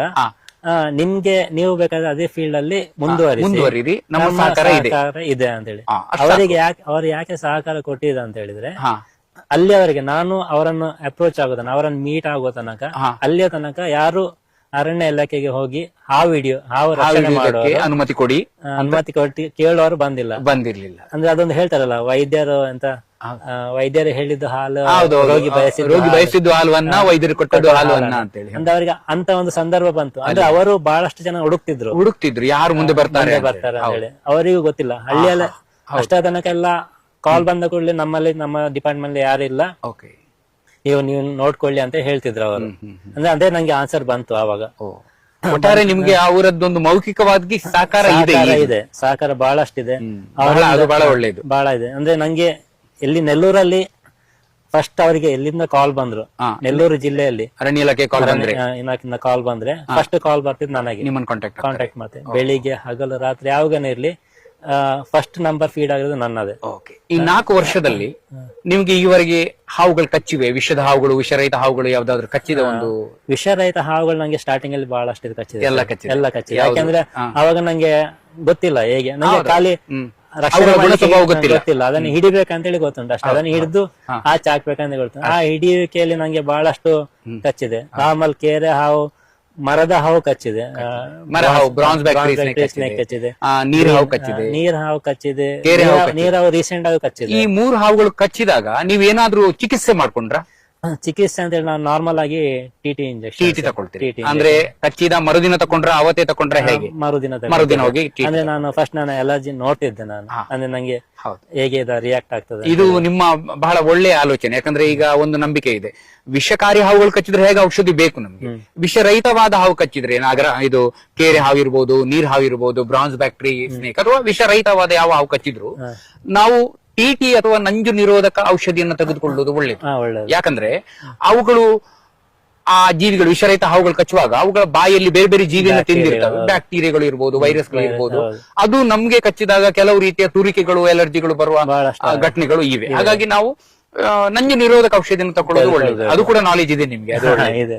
ಅದೇ ನಾಲೆಜ್ ಅಂತ ಹೇಳಿದ್ರೆ ಎಲ್ಲ ನಿಮ್ಮಿಂದ ಬಂದ ಮಾಹಿತಿಗಳು. ಅಂದ್ರೆ ಸಣ್ಣ ಸಣ್ಣ ಕ್ವಶನ್ ಗಳನ್ನ ನಿಮ್ಗೆ ಕೇಳ್ತಿದ್ದೆ ನಾನು, ಕೇಳ್ತಾ ಇದ್ದೆ, ಪ್ರತಿ ಸಲ ಕೇಳ್ತಾ ಇರಿ, ನಿರಂತರವಾಗಿ ಕೇಳ್ತಾ ಇರಿ. ಯಾಕಂದ್ರೆ ನೀವು ಕೇಳಿದಷ್ಟು ನನ್ನಲ್ಲಿರುವಂತಹ ಜ್ಞಾನ ಒಂದು ಇದಾಗ್ತದೆ, ಏನು ಮಾಹಿತಿ ಸ್ಪ್ರೆಡ್ ಆಗ್ತದೆ. ನನ್ ಖುಷಿ ಇದೆ ಅದ್ರಲ್ಲಿ. ಸೇಮ್ ಮಾಹಿತಿ ನಾನು ಬೇರೆಯವ್ರಿಗೆ ಕೊಡ್ಲಿಕ್ಕೆ ಸಾಧ್ಯ ಇದೆ. ಹಾಗೆ ನಾವು ಶೇರ್ ಮಾಡ್ಕೊಳ್ಬೇಕು. ಮತ್ತೆ ನಿಮ್ಮ ಸಂಸ್ಥೆಯಲ್ಲಿ ಈ ಒಂದು ಹವ್ಯಾಸಕ್ಕೆ ಏನಾದ್ರೂ ಸಹಕಾರ ಇದೆಯಾ, ತೊಂದರೆ ಇದೆಯಾ? ಸಂಸ್ಥೆಯಲ್ಲಿ ಮುಖ್ಯವಾಗಿ ಕಂಪನಿಯಲ್ಲಿ ಅಂತ ಹೇಳಿದ್ರೆ ನಮ್ದೊಂದು ಕಂಪನಿ ಅಂತ ಹೇಳಿದ್ರೆ ಕಂಪನಿದೊಂದು ರೂಲ್ಸ್ ಇರ್ತದೆ. ಆ ರೂಲ್ಸ್ ಪ್ರಕಾರ ನಾವು ಕೆಲಸ ಮಾಡಿಕೊಂಡು ಹೋಗ್ಬೇಕು. ಇದು ನನ್ನದೊಂದು ಹವ್ಯಾಸ ಅಂತ ಹೇಳಿದ್ರೆ ಇದು ನಂದು ಪರ್ಸನಲ್ ಇದಾಯ್ತು. ಕಂಪನಿ ರೂಲ್ಸ್, ಡ್ಯೂಟಿ ಟೈಮ್ ಅಲ್ಲಿ ನಾವು ಅಲ್ಲೇ ಇರ್ಬೇಕು. ಆಗ ಅವರು ಮ್ಯಾಕ್ಸಿಮಮ್ ನಂಗೆ ಪರ್ಮಿಷನ್ ಕೊಡ್ಲಿಕ್ಕೆ ಆಗುದಿಲ್ಲ. ಕೆಲವು ಘಟನೆಗಳು ಹೇಗೆ ಅಂತ ಹೇಳಿ ನಾವು ಅವರಿಗೆ ಎಕ್ಸ್ಪ್ಲೈನ್ ಮಾಡ್ಬೇಕಾಗ್ತದೆ ಸೌಜನ್ಯದಿಂದ. ಅಂದ್ರೆ ಅದ ಅಲ್ಲಿನ ಪರಿಸ್ಥಿತಿ. ಈಗ ಸಪೋಸ್ ಒಂದು ಕೇರೆ ಹಾವು ಬಂತು ಮನೆಯೊಳಗೆ ಹೋಯ್ತು ಅಂತ ಹೇಳಿ ನಾನು ಅಲ್ಲಿ ಪರ್ಮಿಷನ್ ಕೇಳುದಿಲ್ಲ, ಯಾಕಂದ್ರೆ ನಂಗೆ ಗೊತ್ತುಂಟು ಅಲ್ಲಿ ಪರಿಸ್ಥಿತಿ ಹೇಗೆ ಅಂತ. ಆಗ ನಾನು ಅವ್ರಿಗೆ ಮನೆಯವರಿಗೆ ನಾನು ಕನ್ವಿನ್ಸ್ ಮಾಡ್ತೇನೆ, ನೀವು ಅದೇ ಸಿಚುವೇಶನ್ ಅಲ್ಲಿ ಒಂದು ವಿಷಕಾರಿ ಹಾವು ಬಂದ್ರೆ, ನಾಗರ ಹಾವು, ಕೊಳಕುಮಂಡಲ ಹಾವು ಬಂದ್ರೆ, ಆಗ ನಾನು ಇಮಿಡಿಯೇಟ್ ಆಗಿ ಪರ್ಮಿಷನ್ ಕೇಳ್ತೇನೆ ಮ್ಯಾನೇಜ್ಮೆಂಟ್ ಅಲ್ಲಿ. ಅಲ್ಲಿನ ಪರಿಸ್ಥಿತಿ ಬಗ್ಗೆ ಹೇಳ್ತೇನೆ ಅವರ ಮನೆ. ಆಗ ಅವರು ಮಾನವೀಯತೆಯ ರೂಪದಲ್ಲಿ ಬಿಡ್ತಾರೆ. ಒಂದು ಸಹಕಾರ ಇದೆ. ಈ ಒಂದು 5 ವರ್ಷದ ನನ್ನ ಜರ್ನಿ ಅದ್ರ ಬಗ್ಗೆ ಅಂದ್ರೆ ನಾನೊಂದು ಹೇಳುದಾದ್ರೆ, ನಾನು ಫಸ್ಟ್ ಸ್ಟಾರ್ಟ್ ಮಾಡುವಾಗ ನಂಗೆ ಫಸ್ಟ್ ಗೆ ಬಹಳ ಬೇಜಾರಲ್ಲಿದ್ದೆ. ಬೇಜಾರ್ ಅಂತ ಹೇಳಿದ್ರೆ ನಾನು ಯಾಕೆ ಸ್ಟಾರ್ಟ್ ಮಾಡಿದ್ದೆ ಅದು ನಂಗೆ ಫುಲ್ಫಿಲ್ ಆಗ್ತಿರ್ಲಿಲ್ಲ. ನಾನೊಂದು ಹಾವನ್ನು ಸಂರಕ್ಷಣೆ ಮಾಡ್ಬೇಕಂತ ಹೇಳಿ ಇದು ಸ್ಟಾರ್ಟ್ ಮಾಡಿದೆ. ಆದ್ರೆ ನಂಗೆ ಬಹಳಷ್ಟು ಕಾಲ್ ಮಾಡುವಾಗ ನಾನು ಕೆಲವು ಸಲ ಅಲ್ಲಿಗೆ ಅವರನ್ನು ಮೀಟ್ ಆಗ್ಲಿಕ್ಕೆ ಆಗ್ತಿರ್ಲಿಲ್ಲ. ಅಲ್ಲಿ ಅವರಿಗೆ ಕನ್ವಿನ್ಸ್ ಮಾಡ್ತೇನೆ. ನಾನು 1 ಗಂಟೆ ಆಗ್ತಿತ್ತು ಬರ್ಲಿಕ್ಕೆ, 2 ಗಂಟೆ ಆಗ್ತದೆ. ಬಹಳಷ್ಟು ಜನ ಅವಾಗ ಇಲ್ಲ ಸರ್ ನಂಗೆ ಆಗುದಿಲ್ಲ, ತಡಿಲಿಕ್ಕೆ ಆಗುದಿಲ್ಲ, ನಾವು ಬೇರೆಯವರನ್ನು ನೋಡಿ ಅದನ್ನು ಇದು ಮಾಡ್ತೇವೆ, ಮುಗಿಸ್ತೀವಿ ಅಂತ ಹೇಳಿ ಬಹಳಷ್ಟು. ಆಗ ನಾನು ಬಹಳ ಫೀಲ್ ಆದೆ. ನಂಗೆ ಅಷ್ಟು ಕಾಂಟ್ಯಾಕ್ಟ್ ಇರ್ಲಿಲ್ಲ ಅವಾಗ. ಯಾವಾಗ ನಂದು ಕಾಂಟ್ಯಾಕ್ಟ್ ಅಂದ್ರೆ ಸ್ಲೋಲಿ ಅವಾಗ ನಿಮ್ಗೆ ನೆನಪಿದೆ ಇಲ್ಲ ಗೊತ್ತಿಲ್ಲ, ನಾನು ನಿಮ್ಗೆ ಒಂದ್ಸಲ ಕಾಲ್ ಮಾಡಿದ್ದೆ. ಸರ್ ನಾನು ಹವ್ಯಾಸ ಏನೋ ಪ್ರಾರಂಭಿಸಿದ್ಮೇಲೆ ನಂಗೀಗ ಅದೊಂದು ಫೀಲಿಂಗ್ ಬರ್ತಿದೆ, ಯಾಕಂದ್ರೆ ನನ್ನಿಂದ ನಾನು ಸ್ಟಾರ್ಟ್ ಮಾಡಿದ ಅದಕ್ಕೆ ಟಚ್ ಆಗ್ತಿಲ್ಲ. ಬಹಳಷ್ಟು ಕಡೆಯಿಂದ ನಂಗೆ ಹಾವಿನ ಕೊಂದ ಘಟನೆಗಳು ಬರ್ತಾ ಇದೆ ಅಂತ ಹೇಳಿ. ಆಗ ನೀವು ಹೇಳಿದ್ರಿ ನೀನು ಸ್ವಲ್ಪ ಸಂಯಮದಿಂದ ಇದು ಮಾಡು, ಅದು ಪ್ರಕೃತಿದು, ಅದು ಸಾಯೋದು ಬಿಡು ಅಂದ್ರೆ ಪ್ರಕೃತಿ ನಿಯಮ ಕೆಲಸ ಮಾಡ್ತಿರ್ತದೆ. ನೀನು ನಿನ್ನ ಕೆಲಸವನ್ನು ಮುಂದುವರಿಸು. ನೀನು ಒಂದು ಸ್ಟೇಜಿಗೆ ಬಂದ್ಮೇಲೆ ಅವರಾಗಿ ನಿನ್ನ ಕಡೆ ಬರ್ತಾರೆ, ಅವರಿಗೂ ನಿನ್ನ ಅಂದ್ರೆ ಅವಶ್ಯಕತೆ ಬೀಳ್ತದೆ, ಹಾವಿನ ಬಗ್ಗೆ ಅವರಿಗೊಂದು ನಾಲೆಜ್ ಸಿಗ್ತದೆ ಅಂತ ಹೇಳಿ. ಈಗ 5ನೇ ವರ್ಷ ಕಾಲಿಡುವಾಗ ನಂಗೆ ಮುಂದೆ ಆ ಹಿಂದಿನ ಸ್ಟೇಜ್ ಮತ್ತೆ ಈಗಿನ ಸ್ಟೇಜ್ ಬಹಳ ನಂಗೆ ತೃಪ್ತಿ ಅನಿಸ್ತಿದೆ. ಯಾಕೆ ಅಂತ ಹೇಳಿದ್ರೆ ನೆಲ್ಲೂರಿನಲ್ಲಿ ಆ ಜನರಲ್ಲಿದ್ದ ಮೊದಲ ನಂಬಿಕೆ, ಮೊದಲ ಒಂದು ಭಯ, ಮತ್ತೆ ಅವರ ಹಾವಿನ ಬಗ್ಗೆ ಒಂದು ಇದು ಅಪ್ರೋಚ್ ಈಗ ಬಹಳಷ್ಟು 180 ಡಿಗ್ರಿ ಚೇಂಜ್ ಅಂತ ಹೇಳ್ಬೋದು. ಅಂದ್ರೆ ಅವುಗಳು ಹಾವುಗಳನ್ನ ಸಾಯಿಸೋದ್ರ ಬದಲು ಮಾಹಿತಿ ತಿಳ್ಕೊಂಡು ರಕ್ಷಣೆ ಮಾಡ್ತಿದ್ದಾರೆ. ಇವಾಗ ಕಾಲ್ ಮಾಡಾಗ ಹೇಳ್ತಾರೆ, ಸರ್ ನೀವು ರೂಪೇಶ್ ಸ್ನೇಕ್ ಕ್ಯಾಚರ ಅಂತ ಹೇಳಿ, ನೀವು ಹಾವನ್ನು ರಕ್ಷಿಸ್ತೀರಲ್ಲ ಅಂತ. ಬದಲಾವಣೆ ಆಗಿದೆ. ಮೊದಲು ಇದನ್ನ ನೀವು ಏನ್ ಸಾಯಿಸ್ತೀರೋ ಮಾಡ್ತೀರಾ ಅಂತ ಕೇಳ್ತಿದ್ರು. ಇವಾಗ ಸರ್ ನೀವು ರೂಪೇಶ, ನೀವು ಹಾವನ್ನು ರಕ್ಷಣೆ ಅಂತ ಹೇಳಿ ಆ ಒಂದು ಕಾಲ್ ಬರ ನಂಗೆ ಬಹಳ ಇದಾಗ್ತದೆ. ಅಂದ್ರೆ ಸ್ಟಾರ್ಟ್ ಮಾಡಿದ್ದು ನಂಗೆ ಒಂದು ಸಂತೃಪ್ತಿ ಇದೆ. ಇನ್ನು ಬಹಳಷ್ಟು ಜನರಿದ್ದಾರೆ, ಇಲ್ಲ ಅಂತ ಏನಲ್ಲ, ಆದ್ರೆ 100 ಅಲ್ಲಿ ಒಂದು 70% ನಾನೊಂದು ಬದಲಾವಣೆ ಆಗಿದೆ. ಅದು ದೊಡ್ಡ ಬೆಳವಣಿಗೆ ಸರ್. ಈಗ ಹಾವು ಸಂರಕ್ಷಕರಿಂದ ನಡಿಬೇಕಾದದೆ ಒಂದು ಪರಿಸರದಲ್ಲಿರುವಂತಹ ಜನರ ನಂಬಿಕೆ, ತಪ್ಪು ನಂಬಿಕೆಗಳನ್ನ ಹೋಗಲಾಡಿಸಿ ಅವರನ್ನ ವಿಶ್ವಾಸಕ್ಕೆ ತೆಗೆದುಕೊಂಡು ಅವರಿಗೆ ಆ ಮಾಹಿತಿಯನ್ನ ನಾವು ರವಾನೆ ಮಾಡಿದಾಗ ಅಲ್ಲಿ ಒಳ್ಳೆಯ ಒಂದು ಬೆಳವಣಿಗೆ ಆಗ್ತದೆ, ಆ ಜೀವಿಗಳು ಸಮೃದ್ಧವಾಗಿ ಬೆಳೀತದೆ. ಅದಕ್ಕೆ ನೀವು ಕಾರಣೀಕರ್ತರಾದ್ರಿ, ನನಗೆ ತುಂಬಾ ಖುಷಿ ಇನ್ನೊಂದು ಎಕ್ಸಾಂಪಲ್ ಅಂತ ಹೇಳಿದ್ರೆ, ನಾನು ನಿಮ್ಮಿಂದ ಪಡೆದ ಮಾಹಿತಿ ಮತ್ತೆ ನೀವು ಕೊಟ್ಟ ಪುಸ್ತಕದ ಒಂದು ಇದು ಹಾವು ನೋವು, ಅದರಿಂದ ಪಡೆದ ಸಣ್ಣ ಸಣ್ಣ ನಾಲೆಜ್ಗಳು ಹೆಚ್ಚು ನಾನು ತಿಳ್ಕೊಂಡವನಂತಲ್ಲ, ಅದನ್ನ ನಾನು ಸೇಮ್ ಇದನ್ನ ನನ್ನ ಅಗ್ನಿಶಾಮಕ ಟೀಮಿಗೆ ಸಹ ರವಾನೆ ಮಾಡಿದೆ, ಟ್ರೈನ್ ಮಾಡಿದೆ. ಆ ರೀತಿ ಬದಲಾವಣೆ ಆಗಿದೆ. ಇವಾಗನು ಕೆಲವರು ಕಾಲ್ ಮಾಡಿ ಕೇಳ್ತಿದ್ದಾರೆ, ಅಂದ್ರೆ ನಮ್ಗೆ ಸ್ವಲ್ಪ ಟ್ರೈನಿಂಗ್ ಬೇಕು, ನಂಗೆ ಅದ್ರ ಇದು ಬೇಕಾ ಅಂತ ಹೇಳಿ. ಬಹಳಷ್ಟು ಅಪ್ರೋಚ್ ಬಂದಿದೆ, ಪಬ್ಲಿಕ್ ಇಂದನು ಬಂದಿದೆ. ಅದೊಂದು ನಂಗೀಗ ತೃಪ್ತಿ, ಅಂದ್ರೆ ಈ ಫೀಲ್ಡ್ ಇಳ್ದ ಮೇಲೆ ನಾನು ಬಂದದೊಂದು ಸಾರ್ಥಕ ಅಂತ ಆಯ್ತು ಅಂತ ಹೇಳ್ಬೋದು. ಪ್ರಕೃತಿಯೇ ನಮ್ಮನ್ನೆಲ್ಲ ಆಯ್ಕೆ ಮಾಡಿದೆ. ಈ ಸಂರಕ್ಷಕರು ಒಂದು ಕಡೆ ಅದನ್ನ ನಾಶ ಮಾಡುವ ಇದನ್ನೂ ಕೂಡ ಪ್ರಕೃತಿಯೇ ಸೃಷ್ಟಿ ಮಾಡಿರ್ಬೋದು, ಸಂರಕ್ಷಣೆಗೂ ಸೃಷ್ಟಿ ಮಾಡಿ ನಾವು ಕಾರಣೀಕರ್ತರಾಗಿರ್ಬೋದು. ನಮ್ಮ ಅದೃಷ್ಟ ಅದು, ನಮ್ಗೆ ಆ ಒಂದು ಉತ್ತಮ ಒಂದು ಕಾರ್ಯ ಸಿಕ್ಕಿ ಆ ನಿಟ್ಟಿನಲ್ಲಿ ನೀವು ತುಂಬಾ ಕೆಲಸ ಮಾಡ್ತಾ ಇದ್ದೀರಿ. ಇನ್ನು ಮುಂದಕ್ಕೂ ಸಾಕಷ್ಟು ಸಂರಕ್ಷಣೆಯನ್ನ ಮಾಡಿ ನಿಮ್ಮ ಹೆಚ್ಚಿನ ಸಮಯವನ್ನ ಆ ಜೀವಿಗಳನ್ನ ಸಂರಕ್ಷಣೆ ಮಾಡ್ಕೊಳ್ಳಿಕ್ಕಾಗಿ ಇಟ್ಟುಕೊಳ್ಳಿ. ಅದೊಂದು ಒಳ್ಳೆಯ ಹವ್ಯಾಸ ಆಗ್ಲಿ ಅಂತ ಹೇಳಲಿಕ್ಕೆ ಇಷ್ಟಪಡ್ತೇನೆ. ನಮಸ್ಕಾರ. ಧನ್ಯವಾದಗಳು. ಸ್ನೇಹಿತರೆ, ಸುಮಾರು 1 ಗಂಟೆಯವರೆಗೆ ನಾನು ನನ್ನ ಗೆಳೆಯ ರೂಪೇಶ್ ಅವ್ರ ಜೊತೆ ಅವರ ಅನುಭವವನ್ನ ಹಂಚಿಕೊಳ್ಳುವಂತ ಮಾತುಕತೆಗಳನ್ನ ಆಡಿದ್ವಿ ನಾವು. ಅವರಿಗೆ ಈ ಸಂದರ್ಭ ನನ್ನ ವಾಹಿನಿ ಪರವಾಗಿ ಧನ್ಯವಾದವನ್ನು ಅರ್ಪಿಸ್ತಾ, ನನ್ನದೊಂದು ಕೃತಿ ಕಮರಿದ ಸತ್ಯಗಳು ಚಿಗುರಿದ ಸುದ್ದಿಗಳು ಅನ್ನೋ ಒಂದು ಲೇಖನ ಸಂಕಲನವನ್ನ ಅವ್ರಿಗೆ ಕೊಡ್ತಾ ಇದ್ದೇನೆ. ತಗೊಳ್ಳಿ ಸರ್, ಇದನ್ನ ನೀವು ಓದಿ. ಸಾಕಷ್ಟು ಹಾವುಗಳ ವಿಚಾರ ಇದೆ ಇದರಲ್ಲಿ, ಓದಿ. ಧನ್ಯವಾದಗಳು ಸರ್. ತುಂಬಾ ಥ್ಯಾಂಕ್ ಯು. ಸಹಕಾರ ಬೇಕು.